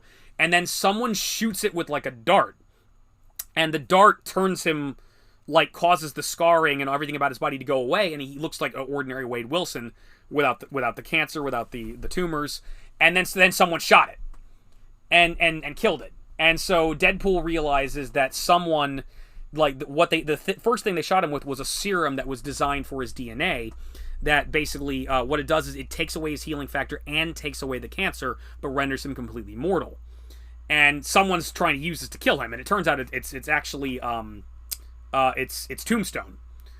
Tombstone is, like, they encountered each other in a big crossover involving Daredevil, Spider-Man, and the Punisher, which is actually really good. And so Tombstone's still pissed about that. So Tombstone's like, I'm gonna fucking kill Deadpool. So he got this specific serum designed to his DNA that cures him of everything, including the cancer. And so Deadpool sees this as an opportunity. He wants to find this guy. He wants to get hit with this thing so he can be normal. And specifically what he wants to do is he wants to get cured so he doesn't have a healing factor anymore. And then he wants to die. He's hoping the person that does it will kill him. And he actually, we then go into Uncanny X-Force, and he actually starts using Wolverine and Angel's resources in order to figure out who's behind this. And he goes against the team for a while, so then they're hunting him down. And then, like the person that kind of talks him out of this is actually, he finally gets it and injects himself with it. and cures himself. But the other person that's wrapped up in this whole thing is Bill agent, not Bill, Bob agent of Hydra. And he basically he talks to Bob about why he's doing this and whatnot, and Bob just chews him the fuck out and says, wait a minute. You did all this and you put my life in harm's way, all so you could kill yourself, and you want to kill yourself to get with a woman, and then and then Deadpool suddenly sees a flash and there's Death, and she's in a skimpy bikini with angel wings, like, hi honey, and it's just like, yeah, and he's looking at her like, and then but well, you put it like that, it does sound kind of stupid, and it's like, yeah, so Bob chews him out and basically convinces him like, dude, this is an opportunity. You have an opportunity to live a normal life. You have an opportunity to be normal. Why don't you do that with this? And so he gets injected with the thing, and he's Wade Wilson again. He doesn't have cancer. He doesn't have a healing factor. He's just an ordinary guy, and he's handsome again for a little bit. And he actually, I think, defeats the X-Force when they're coming after him, especially because they don't recognize him. They've never seen him as Wade Wilson before. And then he finally explains the whole thing to them, and Wolverine's again, so that's Wolverine's little executioner squad. He explains everything to Wolverine, and it's like, if you do this shit again, I'm going to kill you. But it's like, okay, look, I see what you did. I see why you did it. You wasted our time, but whatever. We got another mission. We'll see you next week. Just don't get yourself killed now that you don't have a healing factor anymore. And it's like, and yeah, this guy, leave this guy alone. This Bob, he's my friend of mine. It's like, all right, fine. And so then it continues on, and he's Deadpool, but without the powers. And I think he's fighting the Trapster, and he loses a finger because he's less careful. And so it's like, and he's like, oh shit, I need to be careful now. And I think he got scarred again, because I think Black Box was actually put a hit out against him from a bunch of his old villains. And the last villain to attack him was Black Tom Cassidy. And he fought Black Tom Cassidy, and he did the most awesome move ever. Where the issue ends with him pulling out a lighter, and they're at a gas station, and it looks like Black Tom's winning, and he's about to ambush him and blow him away, and then he pulls a gas pump and a lighter in front of him. Oh, you want to try that again, asshole? And then the next issue, it starts up with Deadpool as a little kid, and his father, who was a general, is talking to his teacher, who later Baby Bullseye would kill. And he's explained the thing to him. It's well, we've had some problems with your son. It's like, oh, what is he doing now? And it's like, well, he wants to be like a superhero. He claims he's some kind of superhero. Yeah, I know, he's running around. Did he say this thing to you? It's yeah, he calls himself. We cut back to the present, and there's Deadpool with his pants down, with the nozzle of the gas tank where his crotch should be, and with the lighter in front, it's shooting flame out of the nozzle, going, I'm a human flamethrower! And he's shooting, he's just waving his ass around, shooting fire at Black Tom, and Black Tom's like, holy shit! It's the human flamethrower. It's the greatest thing ever. And so he's able to beat Black Tom with that, but he accidentally winds up burning himself horribly in the process, and so that's how he gets scarred again. And then somehow after that, he got his healing factor back. I don't know how. That's when I stopped reading. So, so here's my big gripe. Right. That I'm going to have with the Thor movie. Okay. That was a long Deadpool tangent. I apologize. But here's my thing. Yeah. I don't care what happens or anything like that in terms of I don't really give a shit about the whole entire movie in and of itself. I don't care about Lady Thor. I don't care. Right. That's not why. That's not my big thing. Yeah. My big thing is you are going ahead and putting out there this automatically stupid concept. Yeah. It's automatically dumb. Right. Yeah, we shouldn't. I don't like the. We don't need a movie about someone getting married. I mean, that's any not a superhero movie. It's not just that. I mean, it shouldn't be about I'm as you know, I am gay. Yes. I like penis. It's just the thing I like. Kiba likes the penis, just so everybody knows. It's nice. Yeah. But at the end of the day, I'm not one of those people who's just like, oh yay, gay pride. I'm not into that. Yeah. Well, I'd much rather have a story you have that's you have good. a personality outside of your sexuality. Exactly. Yeah. My personality isn't me being gay. My personality is me. Right. You don't have to involve sexuality into the story. Right. That's not the important part. The important part is what happens in the story. Right. I don't give a shit about it. Yeah. You know, if Loki's gender fluid, whatever. Yeah. That's fine. That's not the big deal. The big deal is this.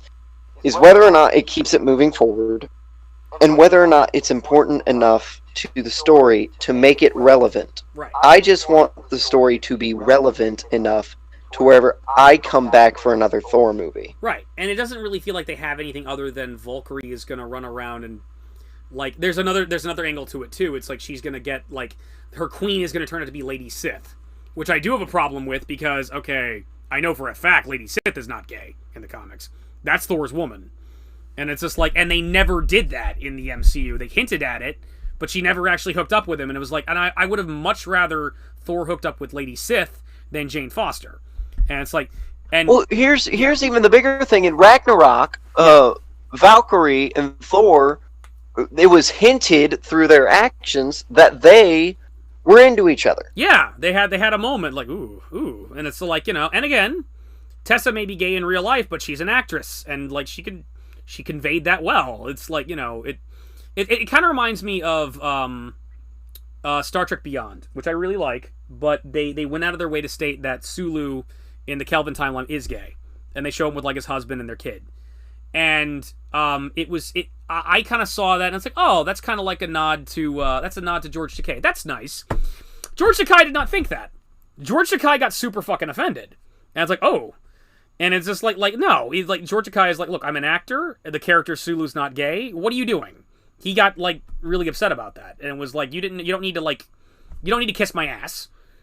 And it was like, yeah, it's kind of cool. And a lot of people are voicing that it's like it feels like they're just doing this just to do it. There's no real story that can be said, and they're focusing on gender for no good reason and sexuality. This is something that people can get upset about. I don't really care what people think. Yeah. About what I'm about to say, but it's damn well needed to be said. Right. Stop pandering to your audience. Yeah. And that's what it's first things first. First things first is this is Peeler, did you see the new did you see the live action did you see the live or the it's always been live action, that was a bad term. Did you see the live version of Rocky Horror Picture Show? No. I'd Let's like to do the time warp again. That's on my bucket list. I've never. Don't never watch it. Oh, it's bad. It's really bad. Oh, okay. That's a shame. It is horrendously bad. Okay, taking it off the bucket list. So I may love Adam Lambert. Yeah. But just because he sang well doesn't mean shit. Yeah. To me. The issue came in of this is that, and I had a problem with this, is that Frankenfurter is, and a lot of reviewers even say this too, is Frankenfurter is a good character and is a fun character because of what he does, right? Right. He's a transvestite from transsexual Transylvania. Right.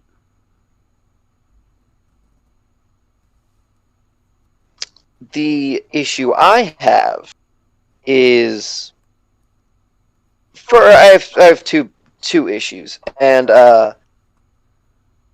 I'm not at all racist. I have plenty of people that if anything, I'm the farthest thing from a racist. Period. Yeah. But in every single adaptation of Frankenfurter, he's white. Right. They only made him black.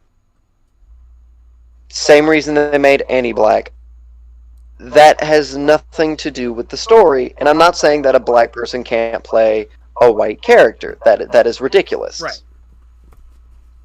I personally thought Black Annie was okay. It was like, oh, it's just like regular Annie. It is like regular Annie. Yeah. It was. I still thought it was okay. Yeah, it was a good. I mean, the original is a good story. This is a good story. There's really no difference. It's in modern times. Yeah. It's like. Yeah. The problem is that the pandering to an audience was ridiculous. Right. It had nothing to do with the fact that it was a black character. Right. It had nothing to do with the fact that the actress or actor was black. That doesn't matter. Right. What matters is the story. I don't care if the guy who's playing Frankenfurter or the girl who's playing Frankenfurter is black. Right. That's not a problem. The problem is that first off, it was a black woman playing a male transvestite. Yeah. Whoa, that's weird. That's first. Wait. So she's playing a man who's dresses like a woman, but she's really a woman. Yes. So she's basically just playing a woman. Yes. That makes no sense. Exactly. Okay. Two comes into this factor is that, okay, she didn't do a good job. Yeah. Which is the biggest pill to swallow, is she didn't do a good job as Frankenfurter. Yeah. There's no problem with her race. It's you're pandering to pander, which then hindered the film. Right. Because the actress wasn't good. She did a great job on Orange is the New Black. Yeah. If you've seen that. I don't know if you have. Which one is she? Is she on Orange is the New Black? She's the transvestite. Okay. Wait, but... The big black tall lady, the haircut lady? Yeah, but isn't that a guy, though? No. That's an actual transvestite, I'm pretty sure. Well, that's like... Or it's just a woman that looks like a guy. I could have swore that, like, the actor was male. Like, that was the point. That was like she was a drag queen. No. That was a female. Oh. Okay. She has a naked scene and everything. Okay, so... Oh, right, okay, but she's post-op, basically. Yes. Okay, alright, I'm caught up now. So it's... Yes. Alright. Post-op. The problem is that she's great in that series because she's playing a character that is original. Right. She's playing an original character that she can make her own. Yeah. She's not living up to the expectations of Frankenfurter. Yeah. You see where I'm getting at? Right. She wasn't... Though she was good in that, it does not mean she'll be good in whatever comes next. Yeah, well, it feels like they're trying to that maybe is the reason why they cast her as Frankenfurter, because it was like, since she's a post-op transsexual, but it's like the same time it's like, yeah, but like she's now a woman. It's not the same thing. So it's like it would have more impact if it was a guy in drag, and it would make more sense. Right. And in fact, Frankenfurter is not a guy in drag. It is a guy in very sexual clothing. Right. It's obviously a man. Yeah. I mean, it's not like... That's the thing. As a white guy, I would never want to be in a live-action production where I play a black person. Unless I was doing some kind of version of Soul Man, the C. Thomas Howell movie. But even then, that's a white guy posing as a black person. That's the point. It's the point of that movie. It's like now if it was like voice acting, I would love to do like Luke Cage or Black Panther in terms of voice work. But it's like I can do that because it's an animated. I'm not actually out there walking around like, look, I'm this traditionally black character, but I'm a white guy. Shoot me. It's like that's the thing. It's like I don't know. And it's kind of like this is that. But what I'm getting at is that they pandered to a audience. Right. They took a risk. It did not pay off. Yeah. You know, in this case, they're taking a huge risk. Yeah. A huge risk that could entirely fuck up the movie. Yeah, I think it could fuck up the MCU overall. It's like if they and that's the thing. It's like this does feel like it's the SJW Marvel kind of like creeping in, and it's like no, Marvel needs to be fixed. The comics need to be fixed, and I think people are saying things to the effect of, oh, it's like how it was in the comics. It's like, yeah, the classic comics is what the MCU has thus far been emulating. The new stuff sucks. And to quote that Star Wars girl, it's like just because it was done in the comics doesn't mean it was good. Like kind of a reverse example would be X-Men First Class, the character of Azazel. Azazel sucks in the comics. Azazel is garbage in the comics. Azazel's a Chuck Austin character. He's an explanation of Nightcrawler's backstory that was completely unnecessary. And actually makes no fucking sense. It's like he's a demon, but he's not a demon. He's like a mutant. It's weird because like the whole point of Nightcrawler is Nightcrawler looks like a demon, but he's a good person, and he's also very Christian. And like, you know, and now you're saying no, he's a demon now. He really is a demon. It's like, fuck you, Nightcrawler. But he's not really a demon. It's like it's such crap. Whereas then, like in First Class, Azazel was great because he was just a mutant. He was just a mutant who's like, well, this is in the comics. This is Nightcrawler's father. We're gonna make a badass mutant who's got red skin and a tail and teleports and sword fights. And it's like, and you know, and like, yeah, we're gonna hint at that maybe him and Mystique fuck, and that's where Nightcrawler comes from. It's like, you know, he works just fine in X-Men First Class because they don't include that garbage backstory of his. So it's like, yeah, the reverse can often be true, but it's like, yeah, the whole just because it happened in the comics thing doesn't necessarily work. It's like, and again, if you're emulating the good comics and the good storylines, you're doing fine. I think if they tried to do like the Spider-Man Clone Saga or One More Day, it would also fall on its face. It's like, you know, I don't know, I can't imagine why they would do that for the MCU, and it's just like, you know, but yeah, no, don't go there. Don't go there. It's like, it's kind of like if you made you know, fucking Spider-Man gay. Right. If you made Tom Holland's character gay. Yeah. If it works, great. Yeah. You'll look like a genius. Yeah. If it doesn't, fucked. Yeah. And again, it's like, a huge unnecessary risk. Yeah, and that's the thing. It's pandering, and it's at the cost of the story. It's just like I've always argued, like, if you're gonna change again, like the counter argument is always, it's like, okay, because I think the original situation where this started up, and I actually got into an argument with someone about this. Someone that are Genji, like Ahmed and Digby and Alex know about. It was the girl who was playing Beachcomber. We got into this huge argument with us about this, and I think that's why she doesn't play with us. It's like she just kind of dropped out after that. We were talking about like the new Doctor Who and how they gender swapped the Doctor, and they made Iceman gay, and how I wasn't really feeling that. And she got on my case about it. She was like, "How dare you even even suggest that?" And I was trying to explain it to her. It's like, okay, well, like, let's put it this way. Let's take a character like Luke Cage, or Blade, or Black Panther, or Shaft. And it's like her whole argument was like, you know, like why are you getting bent out of shape about this? There should be more representation. There should be more gay characters and things like that. And it's like, okay, well, here's the thing. Let's take a traditionally black character like Blade or Luke Cage or Black Panther or Static Shock or any character like that, and just make them white. How well do you think it'll go over? Her response was like, don't even dare say something like that. And it's like, that's my point. It's like she got very emotional, and then she was basically saying, it was like, you know, what you're saying makes sense, but it's just like, you know, yeah, because I was using logic, and she was getting emotionally upset about the whole thing. But it was like, if you reverse it and it sounds stupid, then it's probably a bad idea. Like if I took Wonder Woman and I decided Wonder Woman's a guy now, it's like, you know, it's like, yeah, people would write. But right here, right. Watch this. Yeah. Okay. I understand her point of making characters gay. Yeah, I get that. That's fine. If you want to say that, that's cool. Whatever.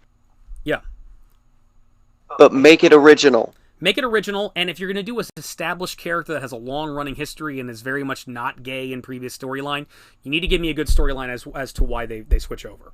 No, absolutely you disagree not. With that too?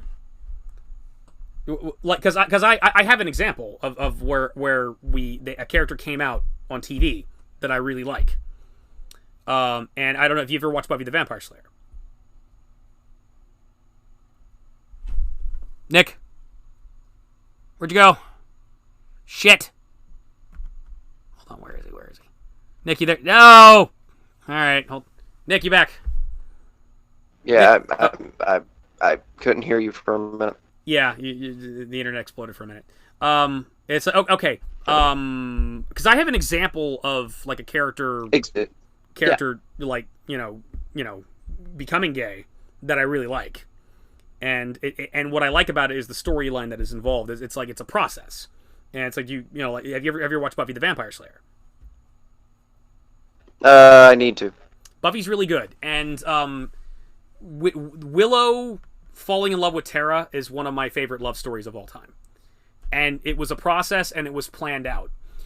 Joss Whedon always intended to either have Xander or Willow become gay eventually, to just kind of discover this about themselves eventually.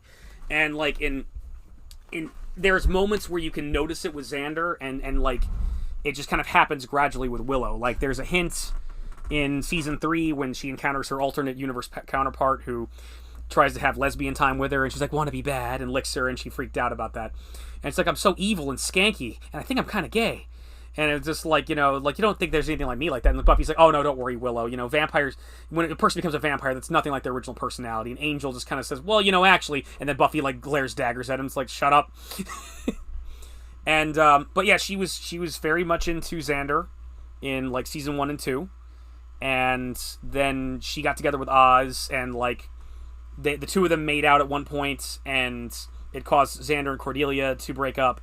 But then she got together with Oz. She had this long relationship with Oz that was very beautiful, and it ended in season 4 when he encountered another werewolf who like went primal, and he did cheat on her with the werewolf while the full moon was out. But then he realized, he kind of like Oz kind of had this Incredible Hulk realization that's like, I can't be around you. If I'm around you, I'm gonna wolf out, and I don't want to hurt you, so I need to go get this under control.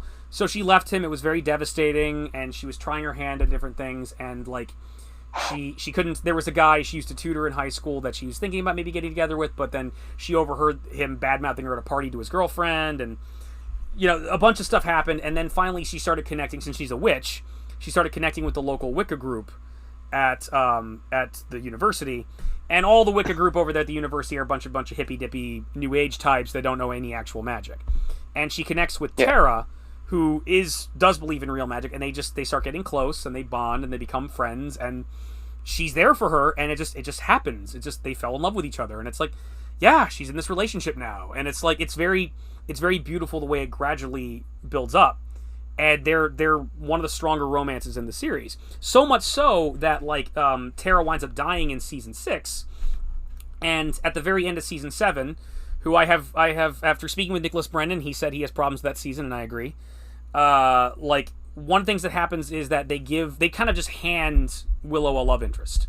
They give her a potential slayer who becomes a slayer known as Kennedy, and Kennedy's an awful character. She's unlikable. She's just kind of like meh. And it's just like, here is your lesbian girlfriend, because you are a lesbian now, and here you go. And there's nothing. It's almost like it would be better if they just didn't give her anything, if she was still mourning for Tara.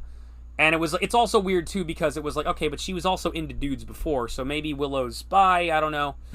It's like, but I mean, she identifies gay, so it's like, all right, it would be it just, they didn't do the work you didn't feel anything with Kennedy. And I think eventually in the comics, her and Kennedy like eventually split.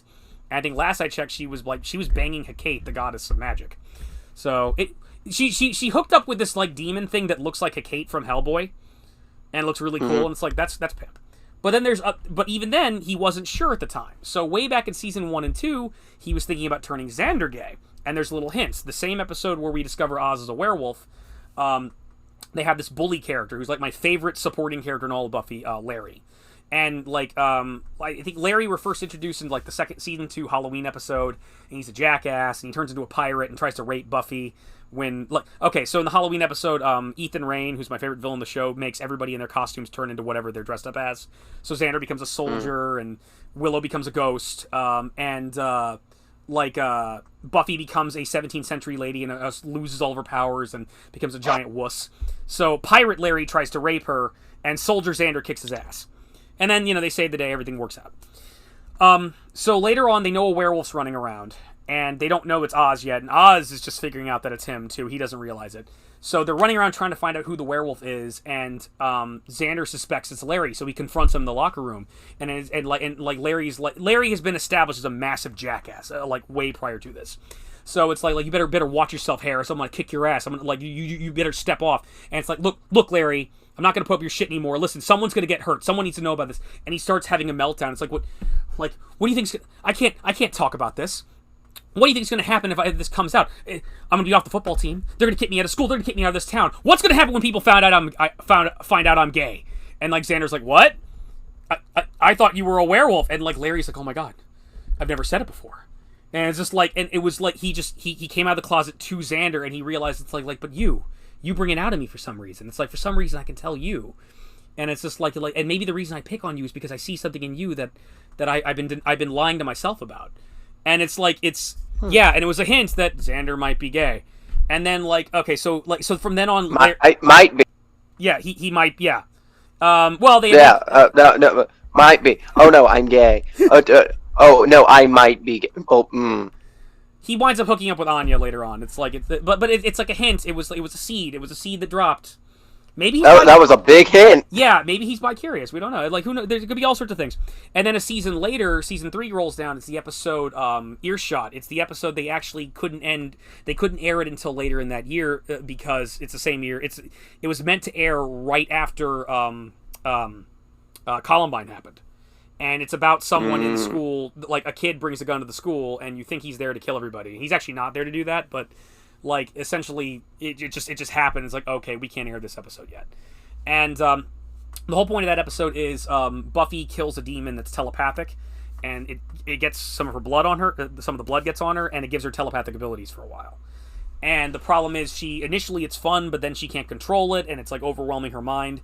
And while she's dealing with this, she overhears some voice in the school in a crowded cafeteria saying, "This time tomorrow I'll kill you all."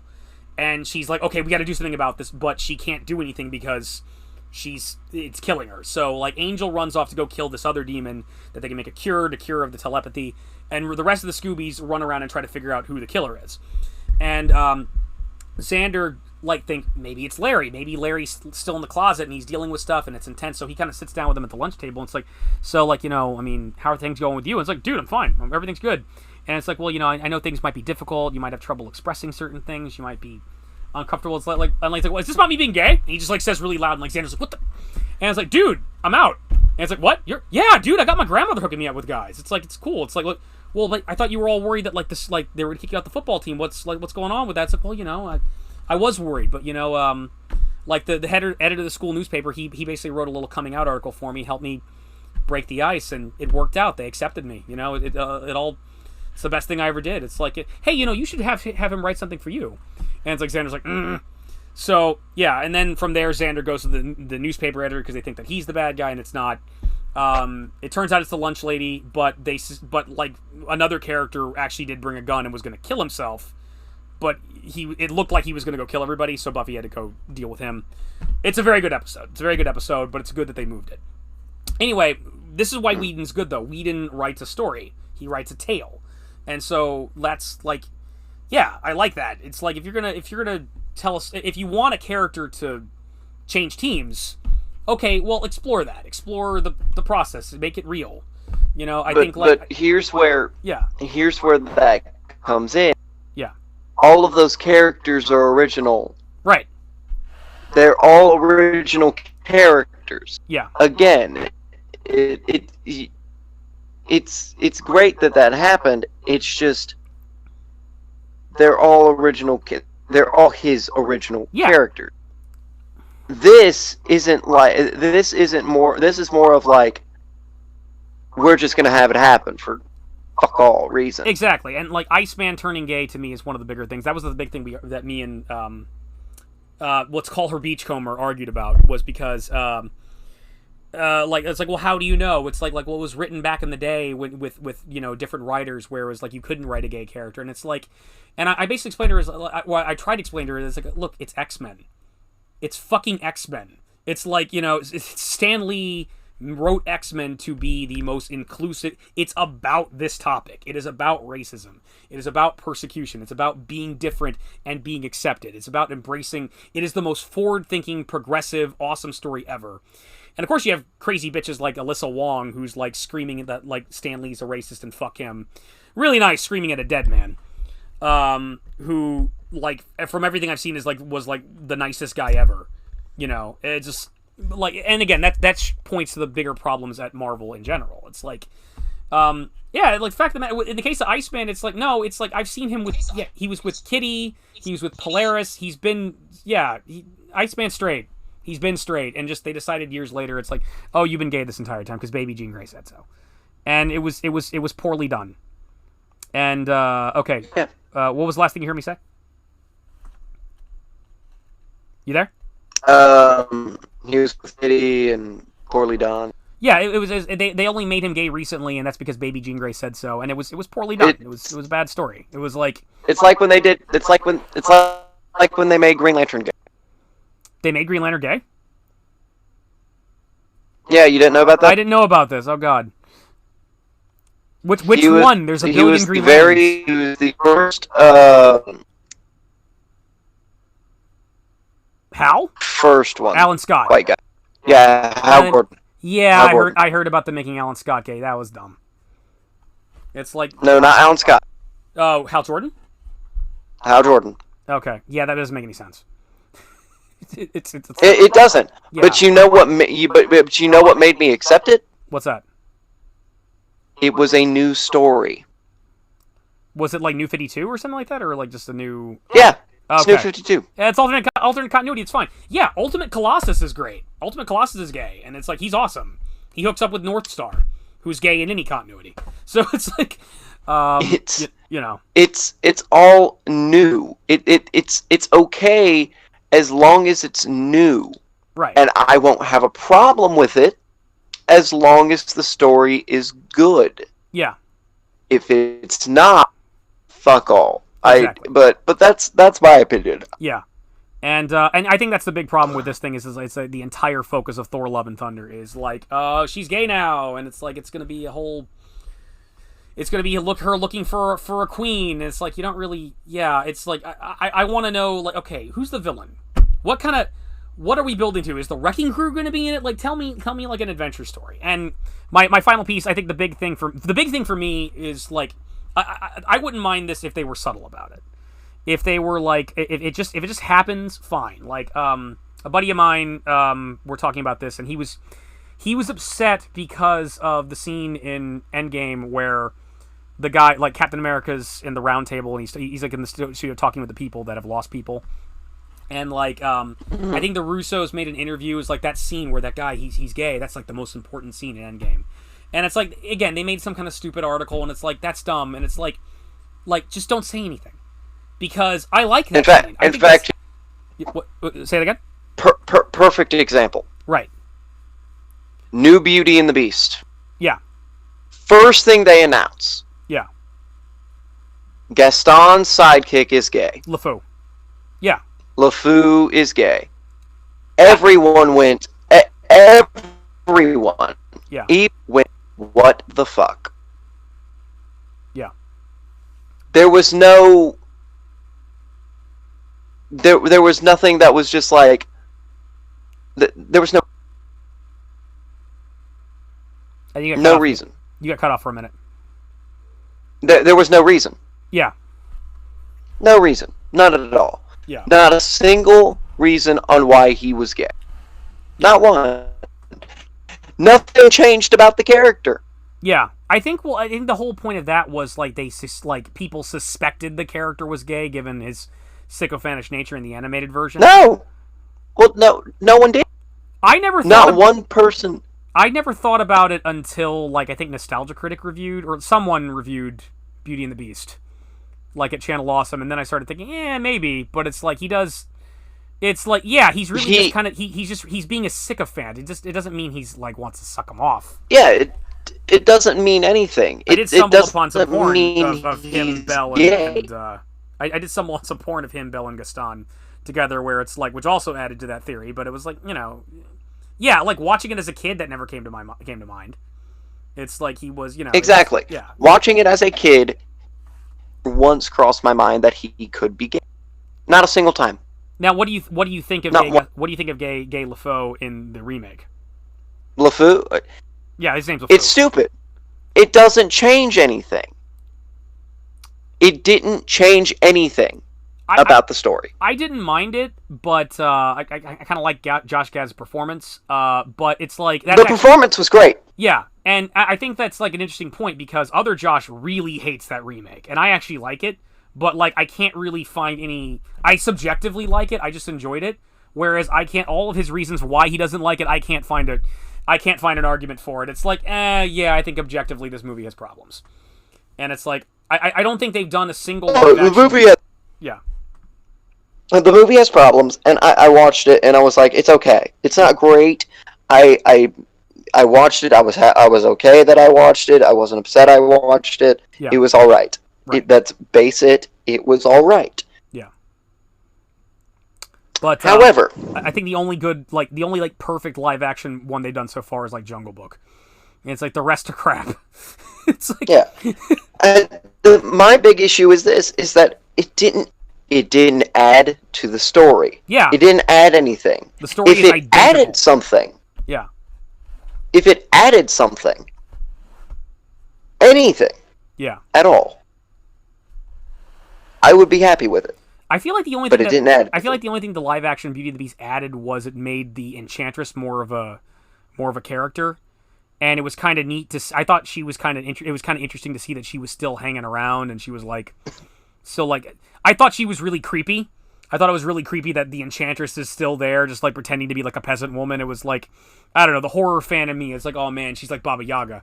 She's like this crazy old witch. Josh fucking hated her. It's like, and I can't refute this. It's like, she's the villain. And I've kind of argued she's always been the villain because it's like, even in the original animated version, the original story is one thing where it's just him. Just the prince is turned into a beast. Okay, that's fine. She's cursing a dude who fucked her over. But like in the original animated version, what the fuck did the servants do to warrant getting turned into anthropomorphic furniture? Not a goddamn thing. The prince turned you out. You want to turn him into a beast? Fine. What did they do? And in this one, it's worse. It's like they literally, like, she made the townsfolk forget about their friends and family that were working up there. They just made them like not remember them all. They separated them. There's the ticking clock in that thing where it's like if the rose falls, they're all gonna die. Basically, it's like no, like seriously, yeah. Fuck the Enchantress, man.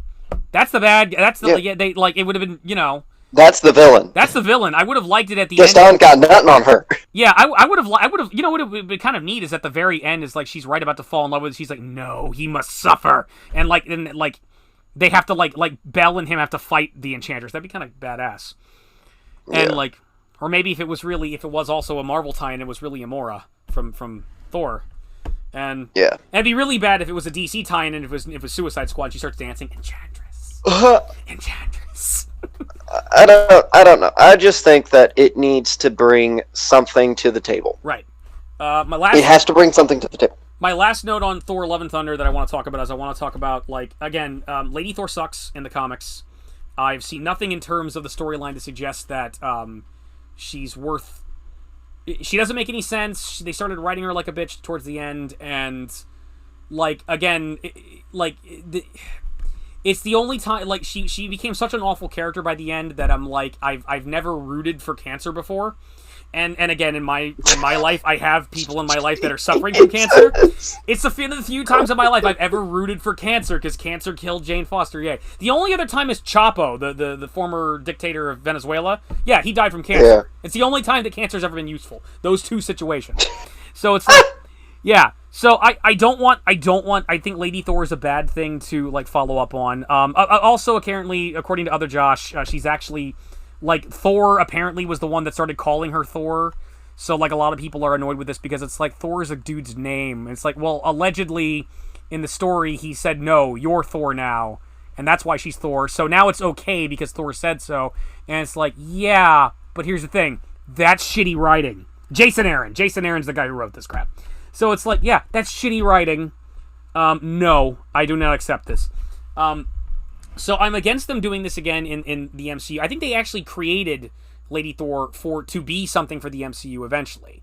That was prior to Secret Empire, when like oh yeah, we're gonna make Falcon Captain America, and we're gonna have Jane Foster's gonna be Thor, and Miles Morales is gonna be the new Spider-Man for a while. And it's like all these kind of things that were set up to be like to give the MCU more ideas or more things to use later on.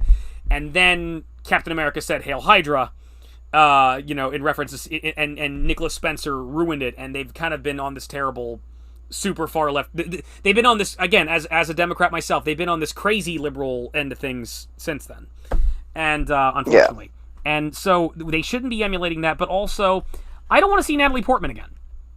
I really don't want to see her as Thor. It's like because that's a double whammy, because it's like, okay, look, nothing against Natalie Portman as an actress or even in these movies, but I don't care for her in the Thor movies. It's like a lot of people hate on Thor 1 and 2. I like Thor 1 and 2, but like if there's a problem I have with them, it's Earth. Anytime we go to Earth, it's dumb, and I get it. She's like, he fell in love with a human woman, so he cares about Earth. I get that. I understand that. But like they kept on trying to do this broad comedy with her and her wacky little friend, and it just, every time we go to Earth and we're dealing with stupid stuff on Earth in Thor 1 and 2, I'm like, can we go back to Asgard again? Can we go back to the other realms? Can we go get to the fantasy shit? Can we see Loki? Can we see anything but this? It's like, yeah, and she represents that. She didn't really enjoy being there. She had no chemistry with Chris Hemsworth. They had to bring in his actual wife in order to make out with him at the end of like Thor 2. She wanted out, and they hand-waved away her entire involvement in Thor Ragnarok, and that was for the better. It was like Thor Ragnarok, it's just like, oh, like just passing on the street, oh, I'm sorry Jane Foster dumped you. Done. And it's like, and the movie is better because of it, because we can just move on and have Thor Ragnarok, which is still one of my favorite movies in all the MCU. It's just fucking fun. And it's like, and now what is she doing back? Why is she here? Like there was no reason to bring her back. It's like, nope. Yeah, so it's like, even if she doesn't, and she looks very awkward with the hammer on top of that. It's like, again, she's a tiny woman. Not to say she couldn't go bodybuilder and use it if she wanted to, but it's like, I just no. Yeah. So I don't like it. Yeah, I think if they're gonna fuck up somewhere, it's Thor: Love and Thunder. If I were them, I would completely rethink this concept, and that would be for the best. Yes. So that's all the movies that are coming up. Then there's larger stuff. There's like future movies, and but I think for right now, right? At least for right now, yeah.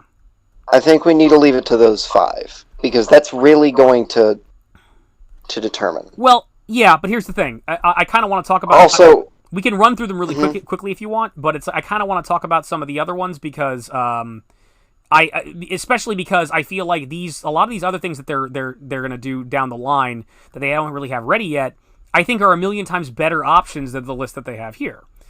I can see that. They're working on a Blade movie, and it's like, fuck yeah. And if you want to really impress me, like, bring Wesley Snipes back. Black Panther sequel, I'm down for that. Guardians 3, it's like, as far as I'm concerned, that should be the next Thor movie. That's going to be great. Next up's a Captain Marvel sequel. Boo! No Captain Marvel. I'm done with her. I think we should we should swap out Captain Marvel for Tommy Wiseau. And then, and then next up, and this is, I'm happy about this, but I'm annoyed. Just because, like, the section I'm in here is in development. It's like, so, Untitled Black Panther sequel, Untitled Captain Marvel sequel, Untitled Fantastic Four film, Untitled Mutant-centered film. This annoys me. You know why? Because after all this bullshit, everything we just talked about, Black Panther, Eternals, Shang-Chi, Doctor Strange, Thor, Love and Thunder, all this bullshit, why aren't they doing a Fantastic Four movie and an X-Men movie right the fuck now? They just got 20th Century Fox. I have literally been waiting 10 years for this. I have been waiting for my X-Men to be part of the MCU. I have been waiting for my precious X-Men and to be there. I've been waiting for a good Fantastic Four movie for 10 years, and you're going to make me wait longer while you potentially ruin the MCU with Thor: Love and Thunder. Because at the end of the day, here's the question, Peeler, is that, let's say Thor: Love and Thunder does hurt the MCU, right? Yeah. What can bring it back? possibly X-Men. X-Men and the Fantastic Four. And Deadpool 3. Yep. Which they should totally do a Deadpool 3. I think they played their cards perfectly with that, because if anything were to happen as far as like injury to the MCU and that Fantastic Four movie is good, automatically MCU's back. Yeah. Okay, touche. I've got no response to that. That is perfect. I'm a little annoyed by the title that this one's listed under, because it's like, why don't you just call it a Spider-Man sequel? But it's Untitled Spider-Man Far From Home sequel. It's just call it Spider-Man 3. just the third Actually, MCU something that we should talk about later is, did you see the Spider-Man 4 trailer? You mean the Tobey Maguire? Are they doing a Spider-Man 4? They have given the look for it. Okay, I mean, I'd be interested in seeing that. Like, if they're fine juggling multiple continuities. I remember there was, like, CB... It's not going to be part of the MCU. Or is it, like, a comic book thing? Kind. I'm not necessarily sure. I haven't really looked up on it that much. I'm caught up on this. So what happened was they put this big 4 with the Spider-Man webbing around it, and people were thinking about, are they going to do like a comic book adaptation of Spider-Man 4? Are they going to? Because there are a lot of people that like the original Sam Raimi Spider-Man movies. I'm one of them. I believe you are as well. And they thought they were going to continue it, and then it just turns out it was a countdown, because there was 3, 2, 1 to some big announcement. And CB Cebulski, this dumb, stupid fuck, who, okay, he's not as bad as Axel Alonso, but he's not good. He's not good, and man, I miss Joe Quesada. Yes, Joe Quesada sold Spider-Man's marriage to the devil. Yes, I had a problem with that. Other than that, Joe's a good boy. Joe's done plenty of good shit, and Linkara was very mean to him for no good reason. And he was the best fucking editor-in-chief, I think, like, for the longest time, that I can remember. Like, I think they had better ones before, but like, he saved Marvel from Bill Jemes. He saved him from that shithead. So Joe does not get enough fucking credit. But CB Cebulski was even teasing, oh, maybe it is Spider-Man, maybe it is, and like maybe it is Spider-Man 4, ooh, and then it turns out it's not that. What's actually happening is J.J. Abrams' son is working on like a Spider-Man project. That's all it is, and gotcha. basically, J.J. Abrams' son was just handed a Spider-Man book because he's J.J. Abrams' son. It's nepotism. So it's actually, so the internet's actually really pissed about that, and I don't blame them. I don't either. Yeah. So that's the deal with that. But I would love to see a Tobey Maguire Spider-Man 4. Yeah, if CB Cebulski has any fucking sense, he'll actually make that. He'll actually, like, listen to... That's the problem. Basic economics is, like, the thing is, like, your business will do well if you actually listen to your customers and provide them with what they want. But... Disney. Yeah, but here's the thing. If there's nothing, like... Unfortunately, consumers are not the ones that dictate what products are released. That's up to vendors. Disney.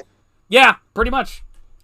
That's vendors. Vendors, like, they can... Sorry, there was something caught in my throat for a minute. I know. I think you might need to go see a doctor. It's but yeah, maybe it's like I might have a mouse disease. I don't know. Yeah, indeed. But like that's the thing. Vendors can, like, if you run a business and you have more money than God, and you want to, like, you can basically sell whatever you want.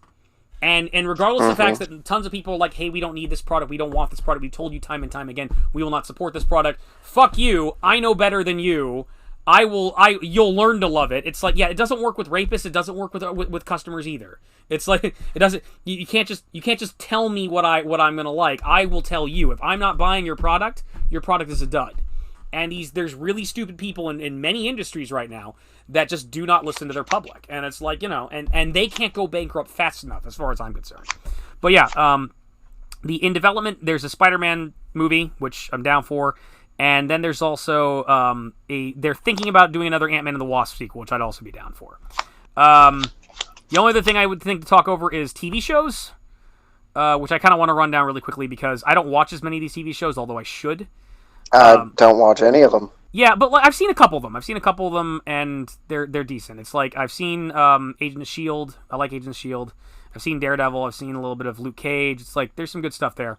But like the new stuff that's coming out is I don't think it's out yet, but it's like okay, there's I think it's already come out, but like there's a Ghost Rider TV series on Hulu and a Hellstorm series, and that's going to come out in 2020.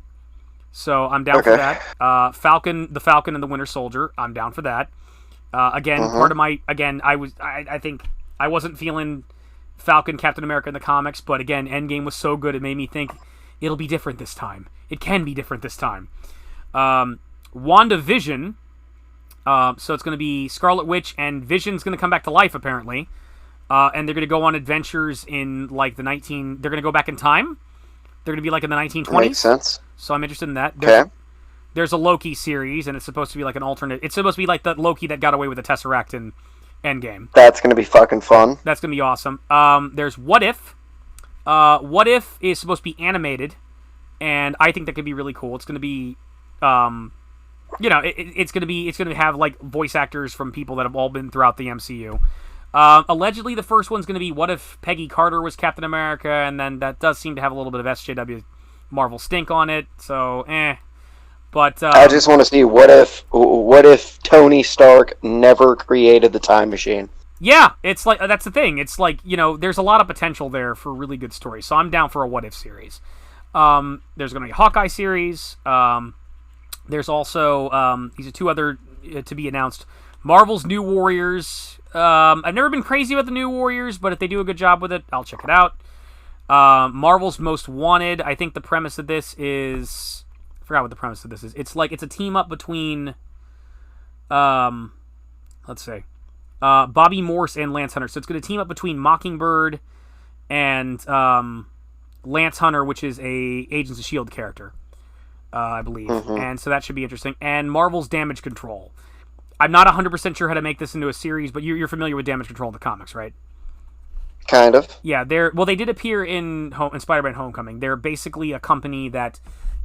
they're an insurance company that repairs damage caused by superhero and supervillain fights. So, I mean, that's kind of a high concept idea. You could probably make an interesting movie or maybe an interesting show based on that. So I wouldn't mind seeing that, especially if it were good. I think that's everything else. As I'm looking at their the MCU page, which has got all this crap on it. It's all this stuff that like the movies, the TV shows. Like, I don't know. I guess I could explain how much of a nerd I am, or like how much I don't deserve to call myself a nerd, and what I haven't seen. I'm looking over this list.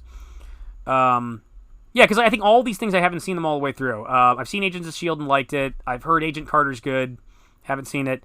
Inhumans, I've heard is the worst thing in the MCU, and I kind of want to watch it for that reason. Daredevil's good. I can vouch for that. Jessica Jones is good, but I haven't seen it all the way through. Luke Cage starts a little slow, but I liked what I saw. Iron Fist, I hear, isn't very good. Defenders, I hear, is good. I need to see it. Punisher, I hear, is good. And Runaways, I hear, is good. No, but I haven't seen Runaways. So, they also have a Cloak and Dagger show, which I'd like to see, but have not seen. So interesting.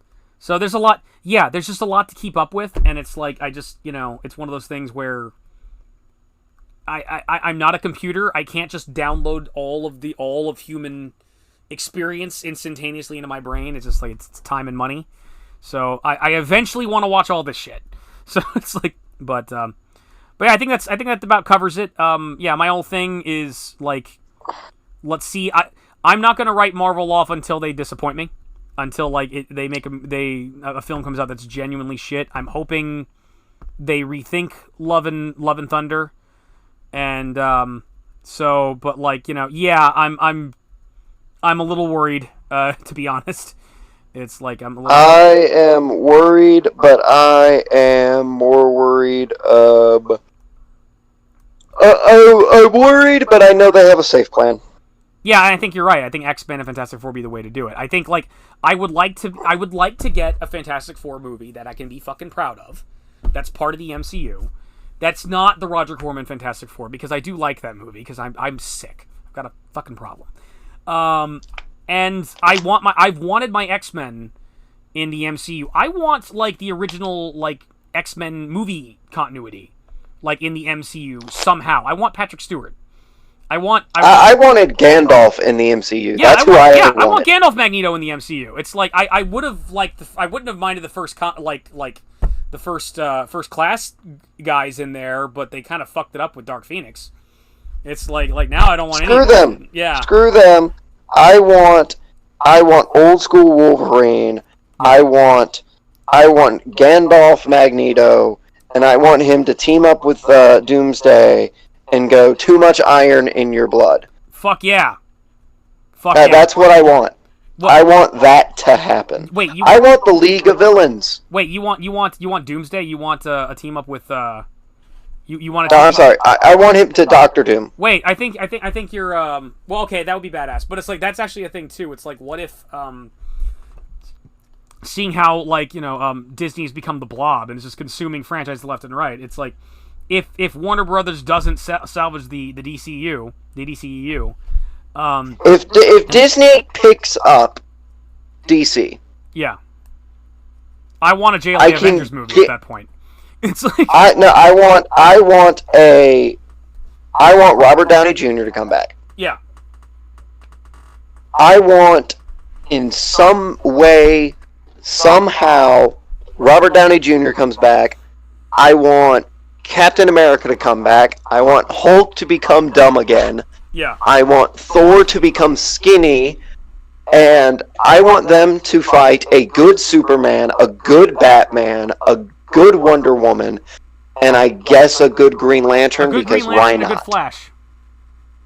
Yeah. Yeah, yeah. And then just to make it even, just to make it even, we'll have Superman, Batman, Green Lantern, Wonder Woman, The Flash, and Green Arrow, because I want to see Hawkeye versus Green Arrow. That'd be sick. I'm down for Green Arrow. I don't want Cyborg as a member of the Justice League. I actually really hate how, like, starting with... I want him as Teen Titans. I want him as Teen Titans, yeah. I that's one thing I hated in the Justice League movie, and I also hated in the New 52, where it's like, why do we have to keep on starting off Cyborg as a... Just because he was a member of the Justice League when the fucking reboot happened, you don't need to make him... He should be in the Titans first. Let him be a Titan. And then while the Avengers are fighting the Justice League, have the X-Men fight the Teen Titans. Like, do that. Like, that's one of my favorite... Yeah. I found have either the X-Men fight the Teen Titans. That's one of my favorite crossovers, and I found it recently. I found my copy just like a couple days ago. I was like, yes! It's like, that's one of my favorite crossovers of all time. They team up to fight Deathstroke, Darkseid, and the Dark Phoenix. It's fucking metal. It'd be great. It'd be great. Yeah. And that's the thing. But I mean, I want everyone to come back. Right. For one big fight. Yeah. I just want to see who wins. Yeah. I don't care if it's a draw. I just want to see an epic fight. They should do... If they were to do that, they need to do a JLA Avengers movie. They need to do DC versus Marvel.